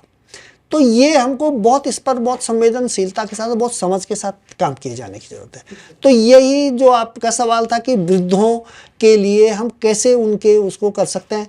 तो जब नौजवान भी गांव में रहेंगे, चाहे किसी वृद्ध का अपना लड़का है या नहीं है, लेकिन अगर 2-4 नौजवान हैं तो फिर गांव की स्थितियाँ ठीक हो जाती हैं। एकदम सही कहा सर आपने, एकदम सही कहा आपने। और जिस समाधान आपको छोटी छोटी चीज़ों का निवारण करने के बाद ही मिलेगा। सर जब पहाड़ की बात आती है, बुज़ुर्गों के बाद जो दूसरा व्यक्ति पहाड़ में छूट जाता है, अक्सर पहले कम से कम छूट जाता था, अब तो शायद साथ में आने लग गया है, वो है हमारे पहाड़ की स्त्री। पहाड़ की रीढ़ उसको बोला गया, पहाड़ का सारा भार उसकी पीठ पर डाल दिया जाता है। आज के समाज में जब अब थोड़ी सी सड़क पहुंच चुकी है, जैसे आपने कहा कि सड़क पहुंचने के बाद फ़ायदे भी हुए और नुकसान तो ज़्यादा पलायन की तौर पे दिख रहा है। परिवार अब पलायन करने लग गए हैं। जो खेती बाड़ी थी उसमें कुछ होता नहीं है, कुछ चीज़ें होती नहीं, इसलिए हम करना नहीं चाह रहे, देह तोड़ मेहनत करनी पड़ती है। स्त्रियों का रोल आप क्या देखते हैं सर? क्योंकि स्त्रियों पर मैं आपसे इसलिए ये रख रहा हूँ क्योंकि आपका बहुत काम है उन पर। स्त्री और पहाड़ को आप किस नज़रिए से देखते हैं, पहले के समय में और आज के मौजूदा टर्म में? देखिए, बहुत ज़्यादा गांव में पहले के समय और आज के समय में बहुत ज़्यादा परिवर्तन नहीं आया है गांव में, पहाड़ के गांवों में स्त्रियों की स्थिति को लेकर के। और पलायन के लिए जिम्मेदार जो अभी मैं कारण बता रहा था, वो 100 कारणों में से एक कारण स्त्री की गाँव में बहुत ख़राब स्थिति ये भी है, स्त्रियों के प्रति जो है। और महिला भी पलायन के लिए, चूँकि उनकी गांव में पहाड़ के गांवों में सारी जिम्मेदारी उन्हीं की होती है, सारा काम उन पे, खेती का काम उन पे होता है, सारी घर की जिम्मेदारी स्त्रियों के ऊपर होती है। पुरुष प्रायः पहले ऐसा होता था कि प्रायः कमाने के लिए बाहर जाते थे, इसलिए स्त्री गांव का पूरा जिम्मेदारी संभालती थी, पूरा बोझ उसके ऊपर होता था। पुरुष जब घर आता था छुट्टियों में तो एक परंपरागत रूप से वो काम संभाल रखा उसने तो संभालती जाती थी। ऐसा नहीं होता था ना पुरुष 1 महीने की छुट्टी आया तो उस 1 महीने में वो सब काम करेगा, वो तो बैठा रहा था। लेकिन वो 1 महीने की 4 महीने भी रहे तो तब भी वो बैठा रहेगा, और 4 साल भी रहे तो फिर बैठा ही रहता। वो एक परंपरा बन गई है। वो जैसे ही स्त्री परिवार जैसे ही पहाड़ छोड़ करके शहर में आता है तो वहाँ जिम्मेदारी एकदम पुरुष के ऊपर आ जाती है। और जैसे ही वो परिवार रिश्ते से ऊपर जाता है, गांव की तरफ जाता है, तो सारी चिंताएं स्त्री की, गैस का सिलेंडर, लकड़ी, खाना, सब्जी, बाग बगीचा, कृषि वगैरह, तो उसके ऊपर उसको जितना परिश्रम करना पड़ता है पहाड़ में, और परिश्रम करना बुरा नहीं है, लेकिन उसका उस प्रतिफल न मिलना, रिटर्न न मिलना और बिना रिटर्न के परिश्रम करना, वो थोड़ा पीड़ाजनक है, वो थोड़ा दर्दनाक है। उसके परिश्रम का कोई वो नहीं होता। घास ला रही है वो पहाड़ों से, वो घास पे घास, रोज़ घास का बोझ है, उसका कोई वो नहीं है। तो उन पर उनकी जो स्थितियां हैं उसके कारण भी पलायन के लिए जिम्मेदार एक कारण वो भी है। और उनकी स्थितियों में चूँकि परंपरा तो बदल नहीं रही है ना, जिस हिसाब से हमको सामाजिक रूप से परंपरागत रूप से अपने को अपडेट करना चाहिए था, वो नहीं हो पा रहा है। तो वो चीज़ें आज भी बनी हुई हैं, तो इसलिए बहुत ज़्यादा चेंज नहीं आया है। लेकिन जब जैसे शहरों में आ गई हैं, जब शहरों में आ गए हैं तो तब थोड़ा अभी आज ठीक ठाक है। और बाकी चीज़ों में तो कुछ अगर हम तुलनात्मक दृष्टि से देखें, हालांकि उनके ऊपर जिम्मेदारी है, लेकिन मैदान के कुछ भागों में या गांवों से की तुलना में अगर हम देखते हैं तो थोड़ा सा पहाड़ों में स्त्रियों को ठीक ठाक पढ़ने की आज़ादी है, और शिक्षा के प्रति सामाजिक जो जागरूकता है वो भी ठीक है। पहाड़ों में ठीक है, पढ़ रही हैं, आज अवसर दे रहे हैं जो गार्जियन हैं। जैसे हमने ये महसूस किया पहाड़ों में रहते हुए कि लोगों का बालिकाओं को पढ़ाने को लेकर के बड़ा सकारात्मक पॉजिटिव जैसा रुख रहता है, तो ये एक अच्छा संकेत है। लेकिन वो एक ट्रेडिशनल गाँवों में जो एक ट्रेडिशन जैसा बना हुआ है ना, तो वो थोड़ा सा अभी भी है, उन विसंगतियों को चेंज करने की ज़रूरत है। और ये जो पलायन के जो महत्वपूर्ण कारणों में स्त्री और दलित, ये गाँवों में मतलब इन दोनों के प्रति भेदभाव है, तो ये भी फिर पलायन मतलब उनके लिए शहर में ज़्यादा आज़ादी है ना, शहर में ज़्यादा सम्मान है, तो गांव में रहना पसंद नहीं करते हैं ना, तो ये भी है। सर बीच में, अब मुझे पता नहीं आपका क्या टेक होगा इस पे, बीच में एक बड़ी खबर उठी कि पहाड़ की लड़कियां जो है वो पहाड़ में रहने वाले लड़के से शादी नहीं करना चाहती, वो सीधे मना कर रही कि भैया देहरादून में प्लॉट होगा या घर होगा तो हम आपसे शादी करेंगे। क्या उसकी कड़ी भी हम इससे जोड़ पाएंगे कि हाँ, क्योंकि लड़कियों को दिखता है, लड़कियों के लिए मेहनत कश, और हम आज भी देखते हैं वो भारे से भारे लेकर आ रही हैं, 10-10 किलोमीटर पैदल जा रही है, उसके बाद वो घर पहुँचती है, फिर वो खाना बनाएगी, फिर चीज़ें करेगी, और रिटर्न उसके पास कुछ भी नहीं है। तो क्या ये जो नया एक फ्लेवर आया है कि भैया पहाड़ में नहीं रहना है, शहर में अगर घर होगा तो शादी करेंगे, क्या उससे जोड़ते हैं हम इस चीज़ को? कुल 100%, और ये है, ऐसा हो रहा है, ऐसा चल रहा है। और ये पता नहीं हमारे लोकगीतों में भी बहुत सारे पलायन के लोकगीत हैं, चली जोला दिल्ली, चली जोला लाहौर, इस तरह के बहुत सारे गीत हैं जिसमें नायिका नायक को दिल्ली घुमाने की, दिल्ली ले जाने की बात करती है, मैदानों में जाने की बात करती है। तो ये वो इतने कष्ट थे वहाँ पे। और असल में ये सारा खेल जो है तुलना का है। मतलब अगर हम पहाड़ के जीवन को आज से 50 साल पहले के जीवन को देखेंगे, आज के जीवन को देखेंगे, तो बहुत चेंज आ गया है। मतलब आज से 20, 25, 30 साल पहले वहाँ पे खाने पीने की बड़ी कम जो रिश्ते होते, आप अच्छा खा रहे हैं। तो जो आदमी गांव में ही है पहाड़ में, वो ये बोलता है कि अरे यहाँ तो अब तो सब कुछ है, अब तो यहाँ पे चाय चीनी खाना पीना बाजार है, सब कुछ है। लेकिन ये सारा खेल तुलना का है। पहाड़ में सड़क आ गई है, कर्णप्रयाग तक ट्रेन आ गई है, तो दिल्ली में मेट्रो आ गई है ना। पहाड़ में अब कंपाउंडर बैठने लग गया है, तो मैदानों में एम्स बन गया ना, वहाँ सुपर स्पेशलिस्ट डॉक्टर आ गए। तो इंसान तो तुलनात्मक देखता है ना। पहाड़ों में 3G आ गया है, तो यहाँ 5G आ गया है ना, 6G की आप कल्पना कर रहे हैं। तो ये जो तुलना है ना कम और ज़्यादा की, मैं पहाड़ में सड़क आ गई है तो यहाँ 6 लेन बन गई है, यहाँ हॉट मिक्स बन गई है। तो जब तक ये अंतर रहेगा शहर और गांव के बीच का, गांव भी आगे बढ़ गए हैं, ऐसा नहीं है, हम ये नहीं कह रहे कि शहर उससे ज़्यादा आगे बढ़ रहा है। शहर आगे बढ़ गए हैं। शहर जितना आगे बढ़ेगा, आदमी तुलना करता है ना, वो आता है, अरे यार ये तो बहुत ही सुख है यहाँ, तो वो क्यों जाएगा भाई वहाँ, वहाँ यहाँ की तुलना में कम सुख है ना। तो जब तक इसको असंतुलित विकास भी कह सकते हैं हम, जब तक विकास में संतुलन नहीं होगा, ठीक है आप सारी शहर की चीज़ें गाँवों में नहीं कर सकते हैं। आप ओल्ड मेडिकल इंस्टीट्यूट आप मेरे गांव में नहीं खोल सकते हैं ना, लेकिन वहाँ कुछ आप रोज़गार दीजिए, कुछ सुविधाएं दीजिए, कुछ चीज़ें, बिजली सरल कीजिए, आप शिक्षा जो कर सकते हैं, मतलब जो नहीं कर सकते हैं वो तो ठीक है, लेकिन जो कर सकते हैं उसको बेहतर व्यवस्थाएं दीजिए तो कुछ परसेंटेज पलायन का कम होगा, रुकेगा और रुकेगा, हालात सुधर सकते हैं। हालत सुधर सकते हैं। और वो लड़कियों का वो जो आप कह रहे थे ना, वो तो बिल्कुल सच है, ये है और उनके क्योंकि उनको बहुत ज़्यादा शोषण होता है बालिकाओं का भी, बहुओं का, स्त्रियों का, इसलिए वो थोड़ा सा इस तरह का। सर हम स्त्रियों की बात कर रहे हैं तो अब नंदा पे जाते हैं हम लोग, ये आखिरी सेगमेंट में हैं हम। लेकिन नंदा पर जाने से पहले आपकी एक बहुत ही प्रतिष्ठित कविता है जो आपने बेटियों पे लिखी है कि बोए जाते हैं बेटे और उगाती हैं बेटियां। तो मैं चाहूँगा कि इसकी भी ये दो एक कविता डिसाइड करें और उसके बाद हम आगे बढ़ें। ये थोड़ा मैं इसके बारे में बताना चाहूँगा। असल में ये कविता, ये बेटियां नाम से ये मैंने 8 कविताएं लिखी थी। ये 94-95 के आसपास लिखी गई थी। ये तो ये पहले उत्तरा में छपी है, वहाँ से छपी थी पत्रिका में, तो उसमें 3 कविताएं छपी थी। तो उन 3 कविताओं में से ये एक कविता थी।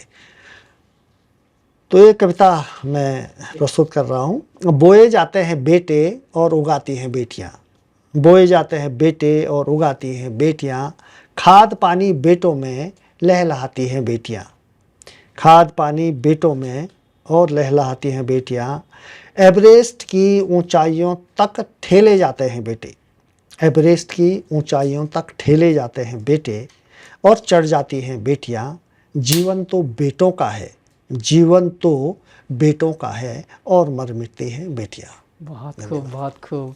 तो ये कविता आपकी बहुत फेमस है, मैंने कई जगहों पर ये कविता देखी है। कहीं पर आपका नाम है तो कहीं पर आपका नाम नहीं है, लेकिन ये कविता मतलब पूरे देश और लोगों तक पहुंची है। सर अब थोड़ा स्त्रियों की जब हम बात कर रहे हैं तो नंदा जो है उसका बहुत बड़ा एक प्रतीकात्मक रूप हमें नज़र आता है। जो हमारी पहाड़ की स्त्रियों ने जो भी चीज़ें सही, मायके की खुद हो, उसके दुख हो, वो कहीं ना कहीं नंदा के रूप में वो प्रतिरूप करते हुए नज़र आती है। क्योंकि 2026 में नंदा देवी राजजात होने वाली है और आपका बहुत काम है नंदा देवी पे। तो सर सबसे पहला सवाल तो मेरा यही है, नंदा देवी राजजात कैसे शुरू हुई और किसने इसकी शुरुआत की होगी? देखिए, नंदा देवी राजजात की शुरुआत 9वीं सदी से मानी जाती है। अभी इस पे बहुत ज़्यादा एक मत नहीं है, लेकिन ऐसा जो चांदपुर गढ़ी के राजा थे उनके द्वारा इसकी शुरुआत मानी जाती है। और ये और कुछ विद्वानों का कहना है कि नंदा चूँकि राजेश्वरी थी और नंदा देवी तत्कालीन गढ़वाल के जो लोग थे उनकी भी आराध्य देवी थी, तो इसलिए जात की, वार्षिक जात की परंपरा पहले से उत्तराखंड के पहाड़ों के समाज में विद्यमान थी। तो जो ऐसा मेरा मानना भी है कि 9वीं सदी में जो राजा थे चांदपुर नरेश, उन्होंने संभवतया जो ये जो छोटी छोटी जातें, वार्षिक जात होती थी, हर साल जाते थे नंदाष्टमी को, तो उन्होंने सभी जातों का एकीकरण करके और ये घोषणा की उस वर्ष की इस साल हम भी राजकीय रूप से जात का आयोजन करेंगे। उस जात को राज जात कहा गया क्यों? राजा द्वारा सहायित वो जात थी, राजा द्वारा व्यवस्था उस जात की गई थी, इसलिए उसको राज जात का नाम दिया गया। और चूंकि वो राजा कर रहा था उसको, तो उसमें जितने भी जो वार्षिक जात होती थी, जितने भी जो स्थानीय जात होती थी, वो सब उसमें राजा ने फरमान दिया होगा कि भाई आप इसमें आ जाओ, तो सारी जात उस रूट पे शामिल हुई। वैसे जो वार्षिक जात होती है वो आपको शायद पता होगा कि वो हर गांव से नंदा अष्टमी को नंदा की छंतोली अपने गांव के ऊपर स्थित बुग्याल में जाती है और वहाँ से वो नंदा ब्रह्म कमल को चुन करके लाती है। वहाँ जात होती है, मतलब ऊपर, और वो फिर वापस गांव में आ जाते हैं। इस तरह पूरे उत्तराखंड में अपने अपने क्षेत्रों में जात होती थी। जैसे जैसे इसको हम ऐसे भी समझ सकते हैं, जैसे मैं हरेला का उदाहरण देता हूँ इसको समझाने के लिए। जैसे उदाहरण के लिए हरेला उत्तराखंड में होता था, कुमाऊँ में जगह जगह मनाया जाता था, या दिवाली सभी जगह होती है, सब गाँवों में होती है। तो 2008 या 9 में यहाँ पे धात एक संस्था है, वो भी फिर हरेला मनाने लग गई। उसकी उसकी वर्तमान समय में उसकी प्रासंगिकता को देखते हुए, क्योंकि उसमें हरियाली को माना जा रहा था। तो 2008 में 8 के आसपास या 9 के आसपास यहाँ पर जो मुख्यमंत्री जी थे उन्होंने हरेला को राजकीय उत्सव घोषित किया। तो फिर हरेला जो है स्कूलों में भी मनाया जाने लगा, फिर गढ़वाल में भी मनाया जाने लगा, फिर वो एक भव्य उसका आयोजन हो गया। था तो वो लोक उत्सव, हरेला तो लोक उत्सव था, वैसे ही राजजात भी है तो वो लोक उत्सव था, लेकिन राजा ने उसमें अपनी रुचि दिखाई, उसको सहायता प्रदान की, तो वो उसका नाम राजजात हो गया। और वो हर 12 या उससे अधिक वर्षों में उसको आयोजित किए जाने का उसका प्राविधान रखा। सर एक चीज़ नंदा देवी राजजात को जो हम देखते हैं, जब आप किताबें पढ़ते हैं या फिर साहित्य देखते हैं, तो हमें पहाड़ के अलावा नंदा का नाम बहुत ज़्यादा बाहर नहीं मिलता है, वेद पुराण में भी इसका उल्लेख नहीं मिलता है। आखिर ऐसा क्या रीज़न होगा सर कि नंदा सिर्फ पहाड़ में ही क्यों नज़र आती है हमें? हम पार्वती का ज़रूर रूप मानते हैं उनको, लेकिन वेद पुराण में कहीं पे भी आपको ये नहीं मिलता है कि पार्वती जो है उसको नंदा भी कहते हैं, या अगर ऐसा कुछ है तो प्लीज़ आप बताएं। नहीं है, वो नंदा का पुराना उल्लेख बद्रीनाथ के वही उसमें मिलता है, वो खाते वगैरह में, और बहुत पुराना उल्लेख नहीं मिलता है। और ये सिर्फ नंदा को लेकर नहीं है, ये सभी लोक देवी देवताओं को लेकर के है। ये असल में ये सब देवता जो भारत है, जो हिंदुइज्म है, जो सनातन है, और पूरी दुनिया में देवता की कल्पना के कुछ सिद्धांत हैं। मतलब कैसे हमने किन को देवता माना, वही यहाँ भी है हिंदू सनातन में। तो एक तो हमारे पास अगर हम देखें तो 2 तरह के हमारे देवता हैं। एक तो मुख्य जो सनातन परंपरा के देवता हैं, शिव विष्णु वगैरह, जिनको पौराणिक देवी देवता भी हम कह सकते हैं, जिनमें वेद पुराण और धार्मिक साहित्य में जिन देवी देवताओं को उल्लेख है। और दूसरे हैं लोक देवता। तो सैकड़ों की संख्या में, हजारों की संख्या में उत्तराखंड में लोक देवता है, जैसे गोल देवता, नंदा देवी, सुनंदा, हजारों की संख्या में है, दानी, पाबे, उसूल दाणु, हजार है। वो कई लोगों ने काम किए हैं लोक देवताओं पर। भूम्याल देवता है आपके, वो है। इन किसी भी देवता का वेद पुराण में उल्लेख नहीं है। नागरजा है, वेद पुराण में उल्लेख नहीं है।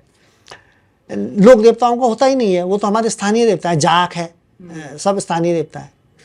लेकिन क्या होता है, अपने हजारों हैं, चाहे वो आपके सामेश्वर देवता हैं, चाहे ये अपने जौनसार के जो देवता हैं, महाशु देवता हैं, तो ये लोक देवता हैं, स्थानीय देवता हैं। ये स्थानीय लोगों द्वारा इनकी कल्पना की गई, इनकी स्थापना की गई, इनको पूजा जाने लगा। स्थानीय पूजा पद्धतियाँ हैं। इनकी पूजा पद्धतियाँ सनातन धर्म की पूजा पद्धतियों से अलग है। जैसे यहाँ के जो भूम्याल देवता है, वो नाच करके प्रसन्न होता है, नाच करके स्नान करना, उसके गीत गाना। जैसे नंदा देवी गीत गा करके, नृत्य करके प्रसन्न होती है। ये पूजा प्रक्रिया भी लोक देवताओं की अलग होती है। किसी भी लोक देवता का पुराण वेद पुराणों में उल्लेख नहीं है, और इसी तरह नंदा देवी का भी नहीं है। वो हो भी नहीं सकता है और होना भी नहीं चाहिए। लेकिन हम क्या करते हैं कि प्रत्येक लोक देवताओं के, जैसे जैसे हम लोगों ने पढ़ा लिखा, वेद पुराणों से परिचय हमारा हुआ, धार्मिक साहित्य से परिचय हुआ, तो प्रत्येक लोक देवता के अस्तित्व को हम पुराणों में खोजने लगते हैं। हम ये खोजते हैं, यार ये जो जाक देवता है ये क्या है, ये जाक मतलब, तो उसको यक्ष से जोड़ देते हैं हम। जैसे नागरजा है, नागरजा देवता है ना, आपके टिहरी में नागरजा मंदिर है, वो लोक देवता है, बहुत बड़ा देवता है। वो भी उतना ही ताकतवर है जितना पौराणिक देवता होते हैं हमारे हैं। उसके प्रति सिद्ध विद्वा है, बहुत ही पौराणिक देवता है। तो अब मैं ये सवाल कर रहा हूँ कि नंदा देवी का उल्लेख वेदों में क्यों होना चाहिए या पुराणों में क्यों होना चाहिए? मतलब नंदा देवी है ना लोगों के दिलों सर, में। एक सवाल, जो जब आप ये सवाल पूछ रहे थे, एक जवाब शायद इसका ये भी हो सकता है, क्योंकि हमारे हिंदुओं के सारे देवता आपको वेद पुराण में मिलते हैं, पर जब हम नंदा इतना बड़ा हमारे लिए, कम से पहाड़ियों के लिए नाम बड़ा है, तो उसका कहीं ना कहीं जिक्र हो उसमें, या फिर बाहर का कोई बंदा यह सवाल पूछ सकता है कि भाई वेद पुराण में तो आपका नाम है ही नहीं, तो उसको हम देवता क्यों माने?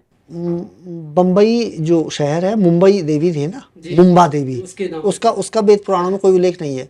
पूरे देश में, मैं आपको पहले बताया ना कि हमारे दो तरह के आस्थाएं हैं। एक लोक देवता, दो तरह के देवता, और एक वो देवता जिनका उल्लेख वेद पुराणों में है, जैसे सनातन के जो देवता हैं, ब्रह्मा विष्णु महेश राम वगैरह वगैरह।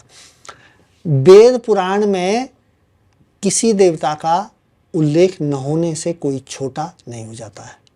और देवताओं में जब ईश्वर है, जब हम ईश्वर के बारे में इतनी बड़ी कल्पना कर रहे हैं, तो उसमें कोई छोटा कोई बड़ा तो है ही नहीं। सभी ईश्वर हैं तो सब बड़े हैं, सभी बड़े हैं ना, छोटा तो कोई है ही नहीं।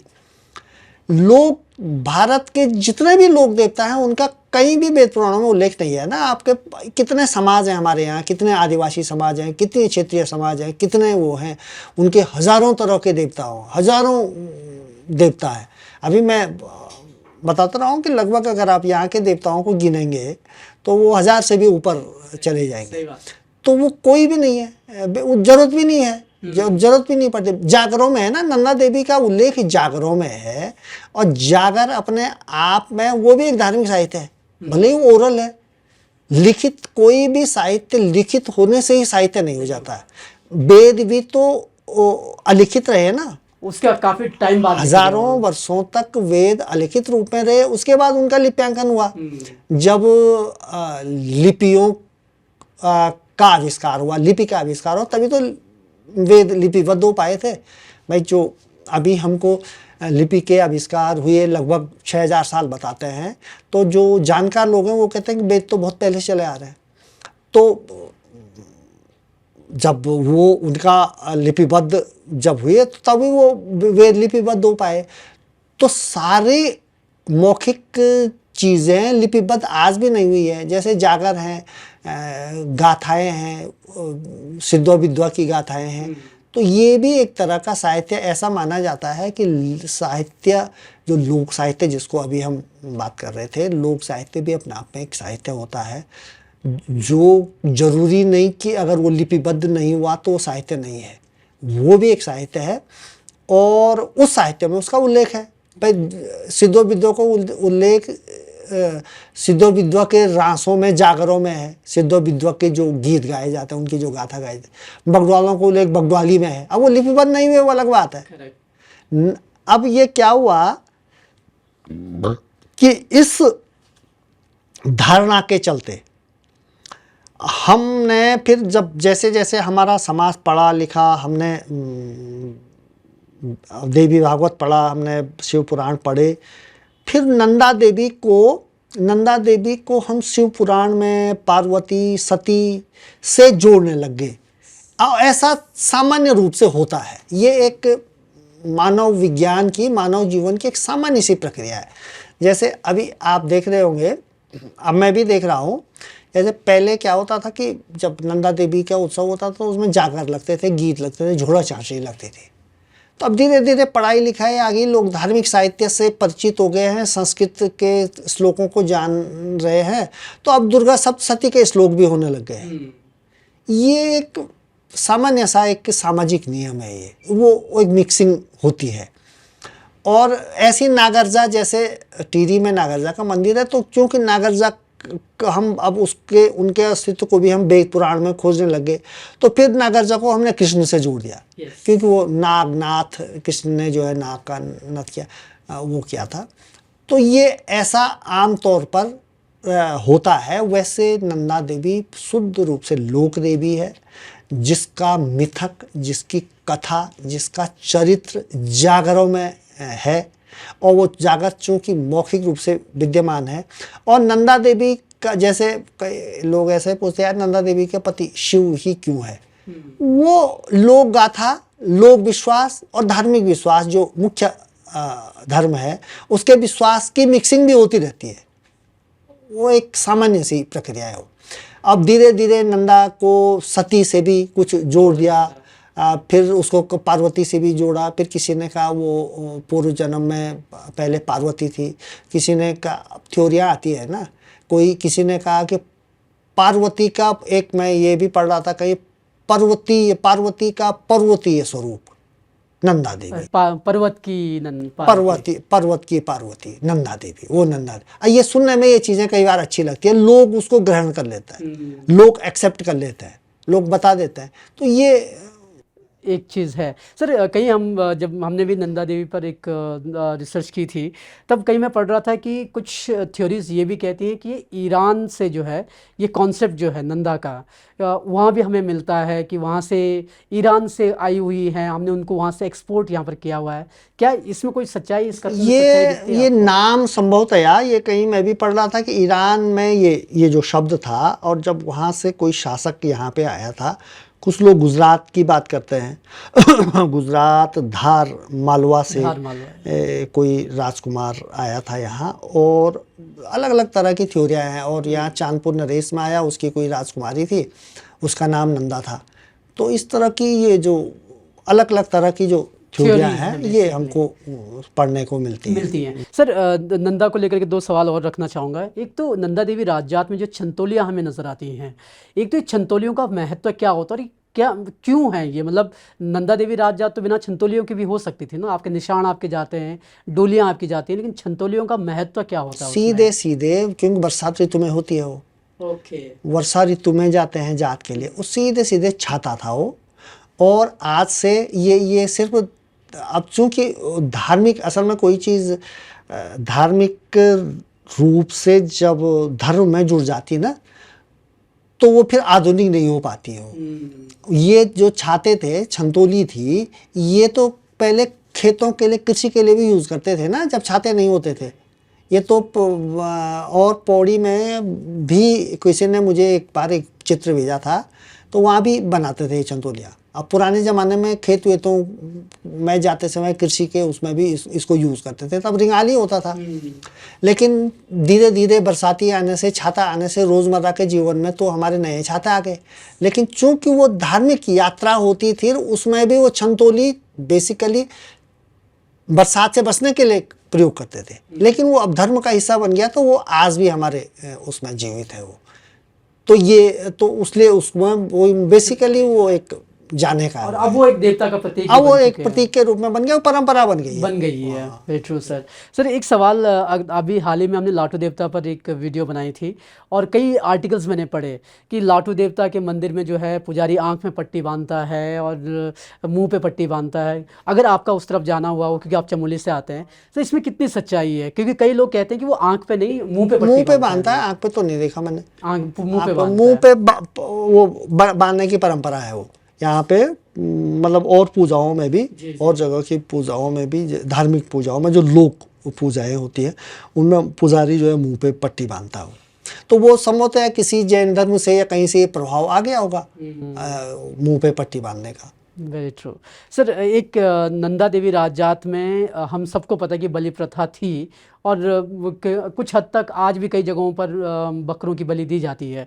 लेकिन जब हम नंदा की बात करते हैं, तो मैं कई जगह पढ़ रहा था कि मानव बलि की भी एक प्रथा कभी हुआ करती थी यहाँ पर, कि मानव बलि दी जाती थी। तो सर, ये क्या कॉन्सेप्ट था ये मानव बलि का, अगर कभी रहा हो ये? तो देखिए, मानव बलि का तो जो बलि प्रथा है ना, बलि प्रथा तो मेरे ख्याल में पूरी दुनिया में ही थी।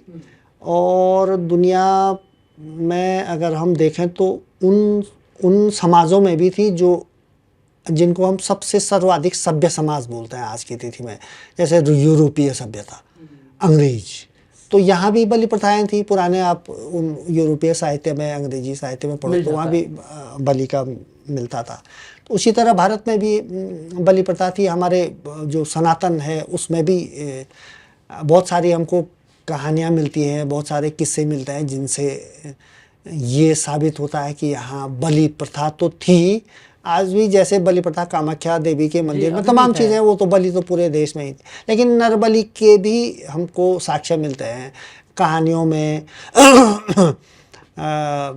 कुछ शब्द जैसे नरमेध यज्ञ का कुछ उल्लेख मिलता है। कुछ कहानियाँ जैसे एक लोक कथा या कुछ एक कहानी की किसी राजा को किसी डाकू ने पकड़ा और उसको पकड़ के ले गए, वो शिकार के ले गया था राजा। तो उससे पहले जब मंत्री भी जा रहा था उसके साथ, राजा के साथ, तो मंत्री की राजा की जो है उंगली कट गई। तो मंत्री के मुंह से आ गया कि चलो जो भी हुआ वो ठीक हुआ, जो भी करता है भगवान ठीक के लिए करता है, ऐसा कुछ मंत्री ने बोल दिया राजा की उंगली कटने पर। तो राजा को बड़ा गुस्सा आ गया। राजा ने कहा ये तो मेरी उंगली कट गई कह रहा है, तो राजा ने उसको जेल डाल दिया।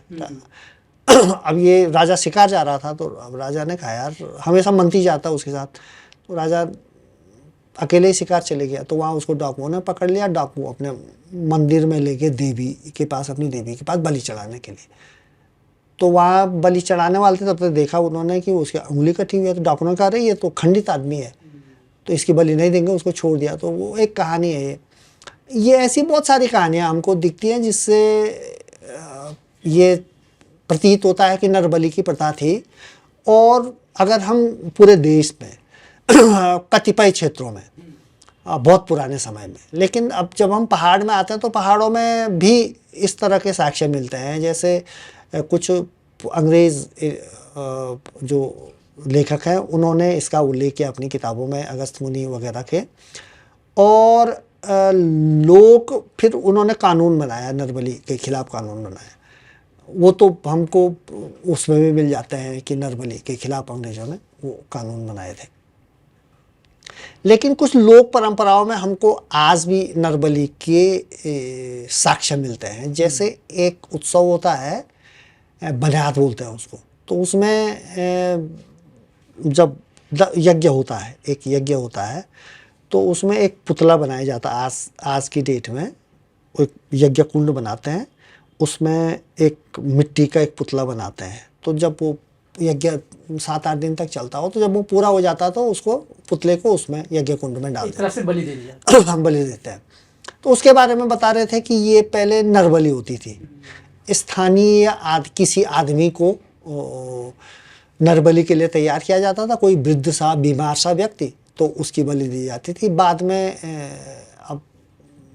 में ये हुआ कि फिर अब पुतला बनाया जाएगा, तो उसको जगन पुरुष बोलते थे, यज्ञ पुरुष, जो वैदिक रूप से जिसको यज्ञ पुरुष कहा जाता था। इस तरह के किस्से भी लोगों को सुनने को मिलते हैं कि कतिपय बाद में ऐसे भी किस्से हमने सुने हैं कि जैसे कई जगह जोगी जो आते थे इधर, साधु वगैरह, उनको पटा के ले जाते थे और उनकी बलि देते थे स्थानीय कई उत्सवों में। बहुत पहले ये अभी वो है, तो एक शायद संभवतः ये प्रथा रही होगी, लेकिन आज की डेट में तो नहीं है, नरबलि नहीं है। और स्थानीय रूप से जो पशु बलि है, भैंसे वगैरह की जो बलि देते थे, चंद्रवंदनी वगैरह, बहुत सारे हमारे इधर भी होता था, सभी जगह गढ़वाल में। आज वो मेरी जानकारी में काफ़ी कम हो गई है, बहुत कम हो गई है वो। तो ये अच्छी चीज़ है सर। हाँ, कम से कम ये परिवर्तन आ रहा है समाज में, परिवर्तन आना चाहिए। हाँ। और ये चीज़ें होनी चाहिए। सर अगले सेगमेंट की तरफ बढ़ते हैं, क्योंकि अब आखिरी सेगमेंट पर हैं। आपका भाषा पर बहुत काम है, और एक सवाल, हम रमाकांत बेंजवाल जी का इंटरव्यू कर रहे थे, तो उन्होंने बताया था कि गढ़वाली कुमाऊनी बोली नहीं, भाषा है। और कई लोग जो है अभी भी कंफ्यूज्ड हैं। आपका क्या टेक है सर, गढ़वाली कुमाऊनी जौनसारी बोली हैं या भाषा हैं? देखिए, अभी भाषा पर जो लगातार नई रिसर्च हो रही है, नई जानकारियाँ आ रही है, नया ज्ञान आ रहा है सामने। ये भाषा और बोली का जो अंतर है, ये बहुत पुराना विचार है, ये पुराना कंसेप्ट है। अभी नए जो भाषा विज्ञानी, जो आज के बड़े भाषा विज्ञानी है, जो भाषाओं पे काम कर रहे हैं, पूरे अंतर्राष्ट्रीय स्तर पर ही ये एक विचार है कि आज की तिथि में दुनिया में भाषा और बोली का कोई अंतर नहीं है। कोई भाषा बड़ी और कोई भाषा छोटी नहीं है।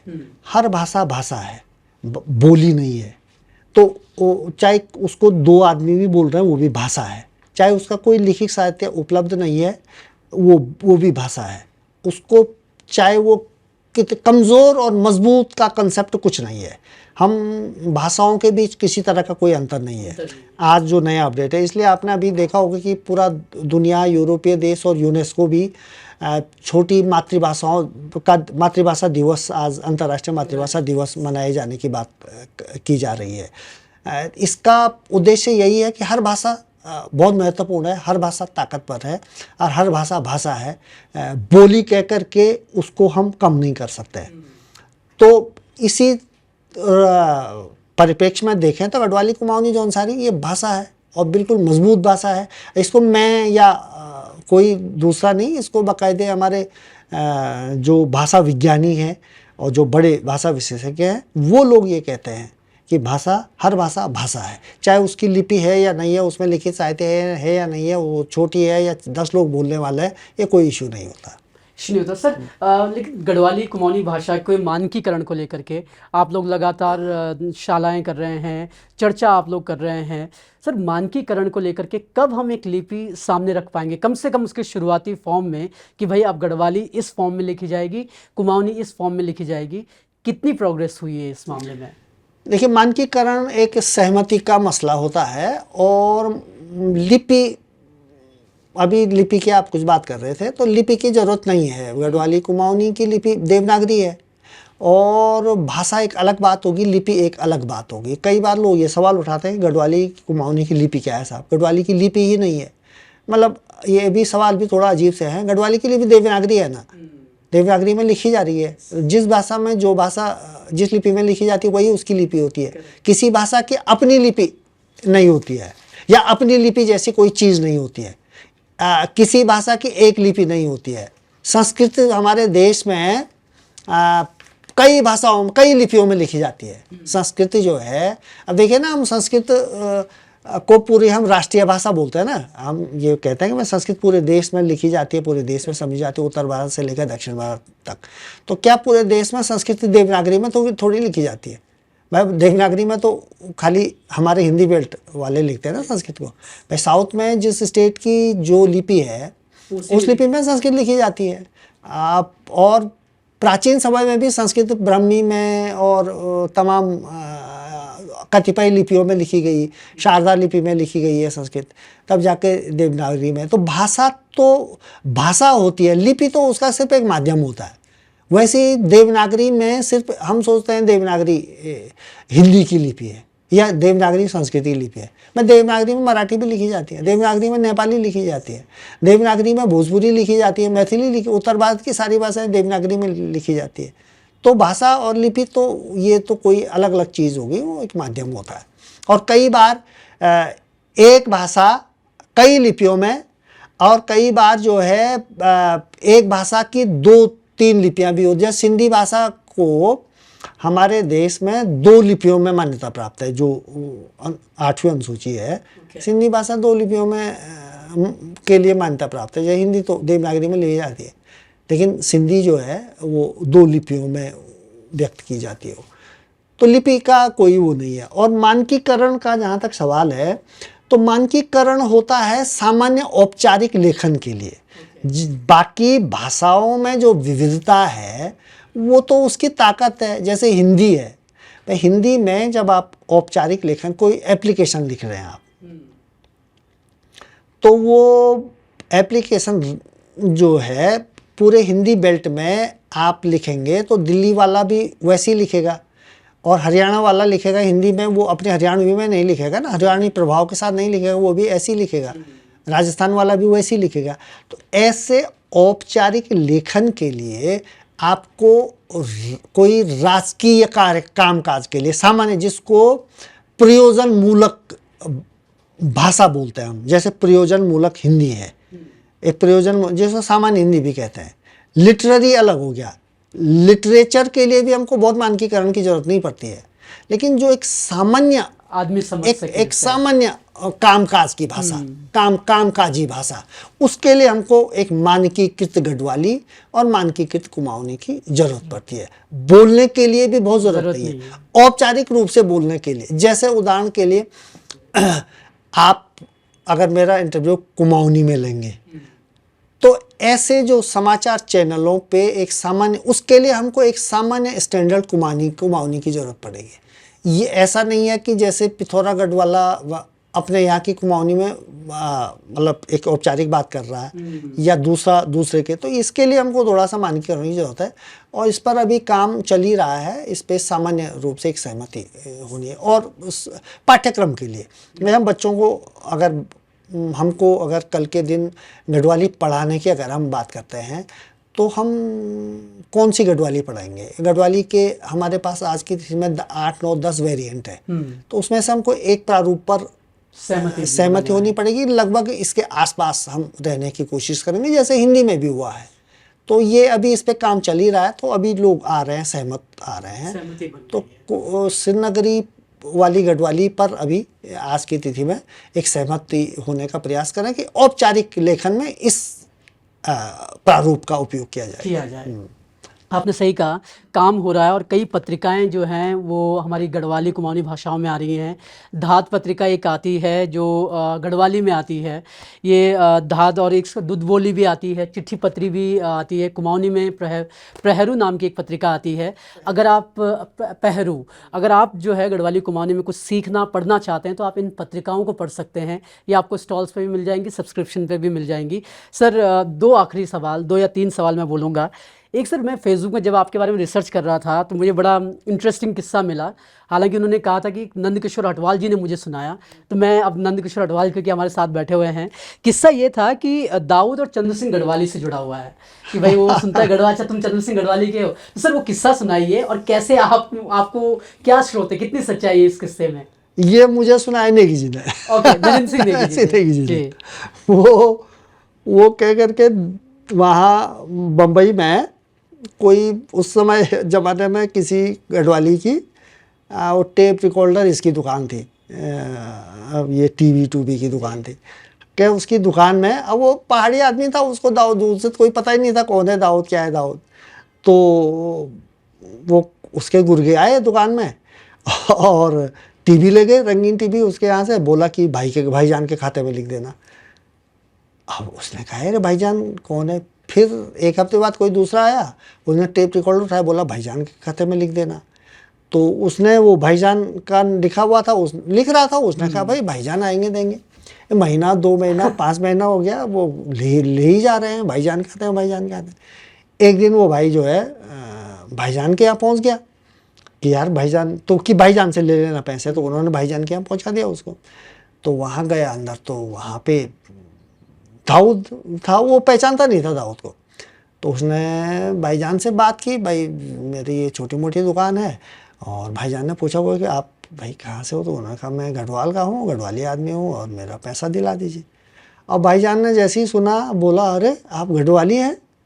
कि अरे भाई चंद्र सिंह गढ़वाली के इलाके के हैं। उसने कहा हाँ जी मैं वो, कि उसने तुरंत उस वक्त आदेश दिया, अब जो भी रहा होगा भाईजान, लेकिन उसने कहा अबे तुम जितना सामान लाए उसका पैसा दे दो पूरा, इनकी वजह से तो हम लोग बचे हुए हैं, हम पर गढ़वाली चंद्र सिंह गढ़वाली की बहुत कृपा है, वरना हमारा तो उस वक्त सारा अस्तित्व मिट जाता जब ये पठान आंदोलन कर रहे थे। घटना हुई थी। तो ये मैं आ रहा था, रावत जी हमारे मित्र सूरबीर रावत जी। हाँ, तो मैंने उनको सुनाया था, तो उन्होंने ये किस्सा उठा के भी चंद्र सिंह गढ़वाली ने बहुत अच्छा एक फीचर लिखा। बड़ा इंटरेस्टिंग है, सर से पूछना चाहिए। सर, क्योंकि आपकी जो किताबें हैं उन पे आपने गोविंद चातक जी से भी आप मिले हैं। सर, गोविंद चातक जी के बारे में थोड़ा बताइए, क्योंकि उनका बहुत लेखन है हमारी भाषाओं को लेकर के। गोविंद चातक के साथ कैसा वक्त रहा और क्या उनको निजी तौर पर जानना कैसा रहा? वो ऐसा हुआ कि मैं ये जो चाची जमा को जब मैंने लिखा तो मैं उनसे पत्राचार करता था। मैं तब छिनका में था, तो क्योंकि मैं उनके साहित्य को पढ़ता था, उनके साहित्य मेरी समझ में भी आता था, उन्होंने लोकगीतों पे बड़ा काम किया। तो मैंने एक बार एक चिट्ठी लिख दी उनको, तो उनका जवाब भी आ गया, तो मुझे बड़ी खुशी हुई। मैंने कहा अरे बाप रे बाप, मेरे उस ज़माने में आदर्श थे, मैंने उनके नाटक भी पढ़े हुए थे। होता है, मतलब उसका ये मतलब नहीं कि मैं, मतलब मुझे उन्हीं का साहित्य मिला और वो अच्छा लगा मुझे, तो मैं पढ़ता गया, फिर उनसे प्रेरणा भी ली मैंने। तो अब मैं उनको, बहुत बड़ा प्रोफेसर थे वो तो अब मैंने जब ये किताब लिखी तो अब मेरे परिचितों में, बड़े लोगों में, साहित्यकारों में शेखर पाठक थे, मैं उन्हीं को जानता था, उनसे परिचय भी था मेरा। तो मैंने पाठक जी से कहा, मैंने कहा आप इसके लिए थोड़ा 2 शब्द लिख दीजिए मेरी किताब के लिए। तो उन्होंने कहा यार ये लोक साहित्य है, लोक साहित्य के आज की डेट में सबसे अधिकारी विद्वान तो गोविंद चातक हैं और आप उनसे मिलिए। तो अब मैंने कहा मैं कैसे मिलूँगा, मुझे जानते नहीं है, कुछ नहीं है। चिट्ठी से तो था, खूब पत्राचार हुए थे उनके और मेरे। उन्होंने कहा देखो मैं अगले महीने दिल्ली जा रहा हूँ, आपको अगर चलना है तो चलो। तो मैं उनके साथ चले गया। तो फिर उनके घर पे गए, गोविंद चातक जी के। तो उनसे मिला मैं, तो मैं इसके प्रिंट ले गया था इसके। तो उन्होंने फिर देखा, इसको पढ़ा, फिर उनका बहुत अच्छी मेरे लिए उत्साहजनक प्रतिक्रिया आई। उन्होंने लिखा कि मैंने उस समय क्या किया था कि जो मेरे जितने जो मैंने कलेक्शन किए थे, मैंने सिर्फ वो गीत दिए थे इसमें। उन्होंने कहा देखो आपने ये बड़ा अच्छा काम किया है, ये एक विधा को लिया है आपने, लेकिन आप ऐसा कीजिए कि इस विधा के जितने पूर्व संकलनकर्ता गीतकारों ने अपने संग्रहों में अगर आपको लगता है कोई गीत दिए तो वो भी दे दो इसमें। तो इसलिए आपको इस विधा की ये पूर्ण एक किताब बन जाएगी। तो फिर मैंने साल भर 6 महीने तक वो ढूंढने का काम भी किया। तो जब मैंने वो दिया तो तब मैंने फिर दोबारा भेजा उनको। तो उन्होंने ये इसकी भूमिका फिर गोविंद चातक जी ने लिखी। फिर उसके बाद वो 1-2 बार मुझे यहाँ देहरादून में आए थे वो, तो बाय द वे मैं भी आया था गोपेश्वर से। तो वो कहीं होटल में ठहरे हुए थे, फिर मैं उनसे मिलने गया। तो उनका लेखन लोक साहित्य को लेके उनकी समझ बहुत ही अद्भुत समझ थी। और क्योंकि वो प्रोफेसर थे तो वो कहते भी बहुत साफ सुथरे तरीके से बातचीत करते थे लोक साहित्य पे। और लिखा उन्होंने बहुत शानदार लिखा है लोक साहित्य पे, बहुत ही सुंदर। तो वो पुरोधा हैं, इसकी शुरुआत कम से कम उन्होंने की है। हाँ, गढ़वाली और कुमाऊनी के साहित्य। हाँ, लोक साहित्य को जिस तरह से उन्होंने संग्रह किया, जिस तरह से उसकी व्याख्या की ना, वो बहुत ही शानदार है। शानदार है। तो sir thank you very much, आपने ढेर सारी बातें की हमसे और ढेर सारे मुद्दों पर हमने बातें की। और सर क्योंकि आप एक साहित्यकार हैं, आप कविताएं लिखते हैं। अब अगर आपको याद हो तो, अगर कोई हाल फिलहाल की कोई रचना या पुरानी कोई रचना आपको याद हो अपनी कविता की, क्योंकि कविताएं याद रखना बड़ा मुश्किल होता है, बट अगर कोई याद हो तो मुझे याद नहीं उससे रहती खत्म है। करना चाहेंगे। ये बेटियां सीरीज से जो मैं कह रहा था ना, इसी सीरीज की एक कविता और है नहीं कि पिछले कुछ वर्षों से किसी ने नहीं चाहा कि हमारी बेटियां हों। पिछले कुछ वर्षों से किसी ने नहीं चाहा कि हमारी बेटियां हों। इस तरह हमने बिना युद्ध, महामारी और बिना प्रलय के मानव प्रजाति के विनाश की कल्पना कर दी। इस तरह हमने बिना युद्ध, प्रलय और महामारी के मानव जाति के विनाश की कल्पना कर दी, मगर इसे रोक दिया बेटियों ने। मगर इसे रोक दिया बेटियों ने खुद ब खुद पैदा होकर। मगर इसे रोक दिया बेटियों ने खुद ब खुद पैदा होकर। हमने नहीं चाहा, लेकिन वो खुद ही पैदा हुई। तो ये बहुत खूब सर, बहुत thank you sir, once again thank you very much. और ये थे हमारे साथ नंद किशोर हटवाल जी। इनका अगर लिखा आप पढ़ना चाहते हैं तो आपको अमेज़ॉन पर, और कुछ लिंक में हम डिस्क्रिप्शन में भी डाल देंगे। तो नंद किशोर हटवाल जी ने नंदा देवी से लेकर के नाटकों तक, नाट्य गीतिकाओं तक भी कई चीज़ें लिखी हैं। उनका साहित्य आप पढ़ सकते हैं, उनके इंटरव्यूज़ आप देख सकते हैं। ये इंटरव्यू आपको कैसा लगा? हमने कोशिश की कि नंद किशोर हटवाल जी के पास जो ज्ञान है उसकी थोड़ी सी 1% भी आप तक पहुंचा सकें तो हमारी खुशकिस्मती होगी। और वो कोशिश आपको कैसी लगी ज़रूर बताएं। इसी के साथ इस इंटरव्यू में बस इतना ही। अगली बार एक नई शख्सियत होगी, नए सवाल होंगे और फिर नए जवाब होंगे। शुक्रिया।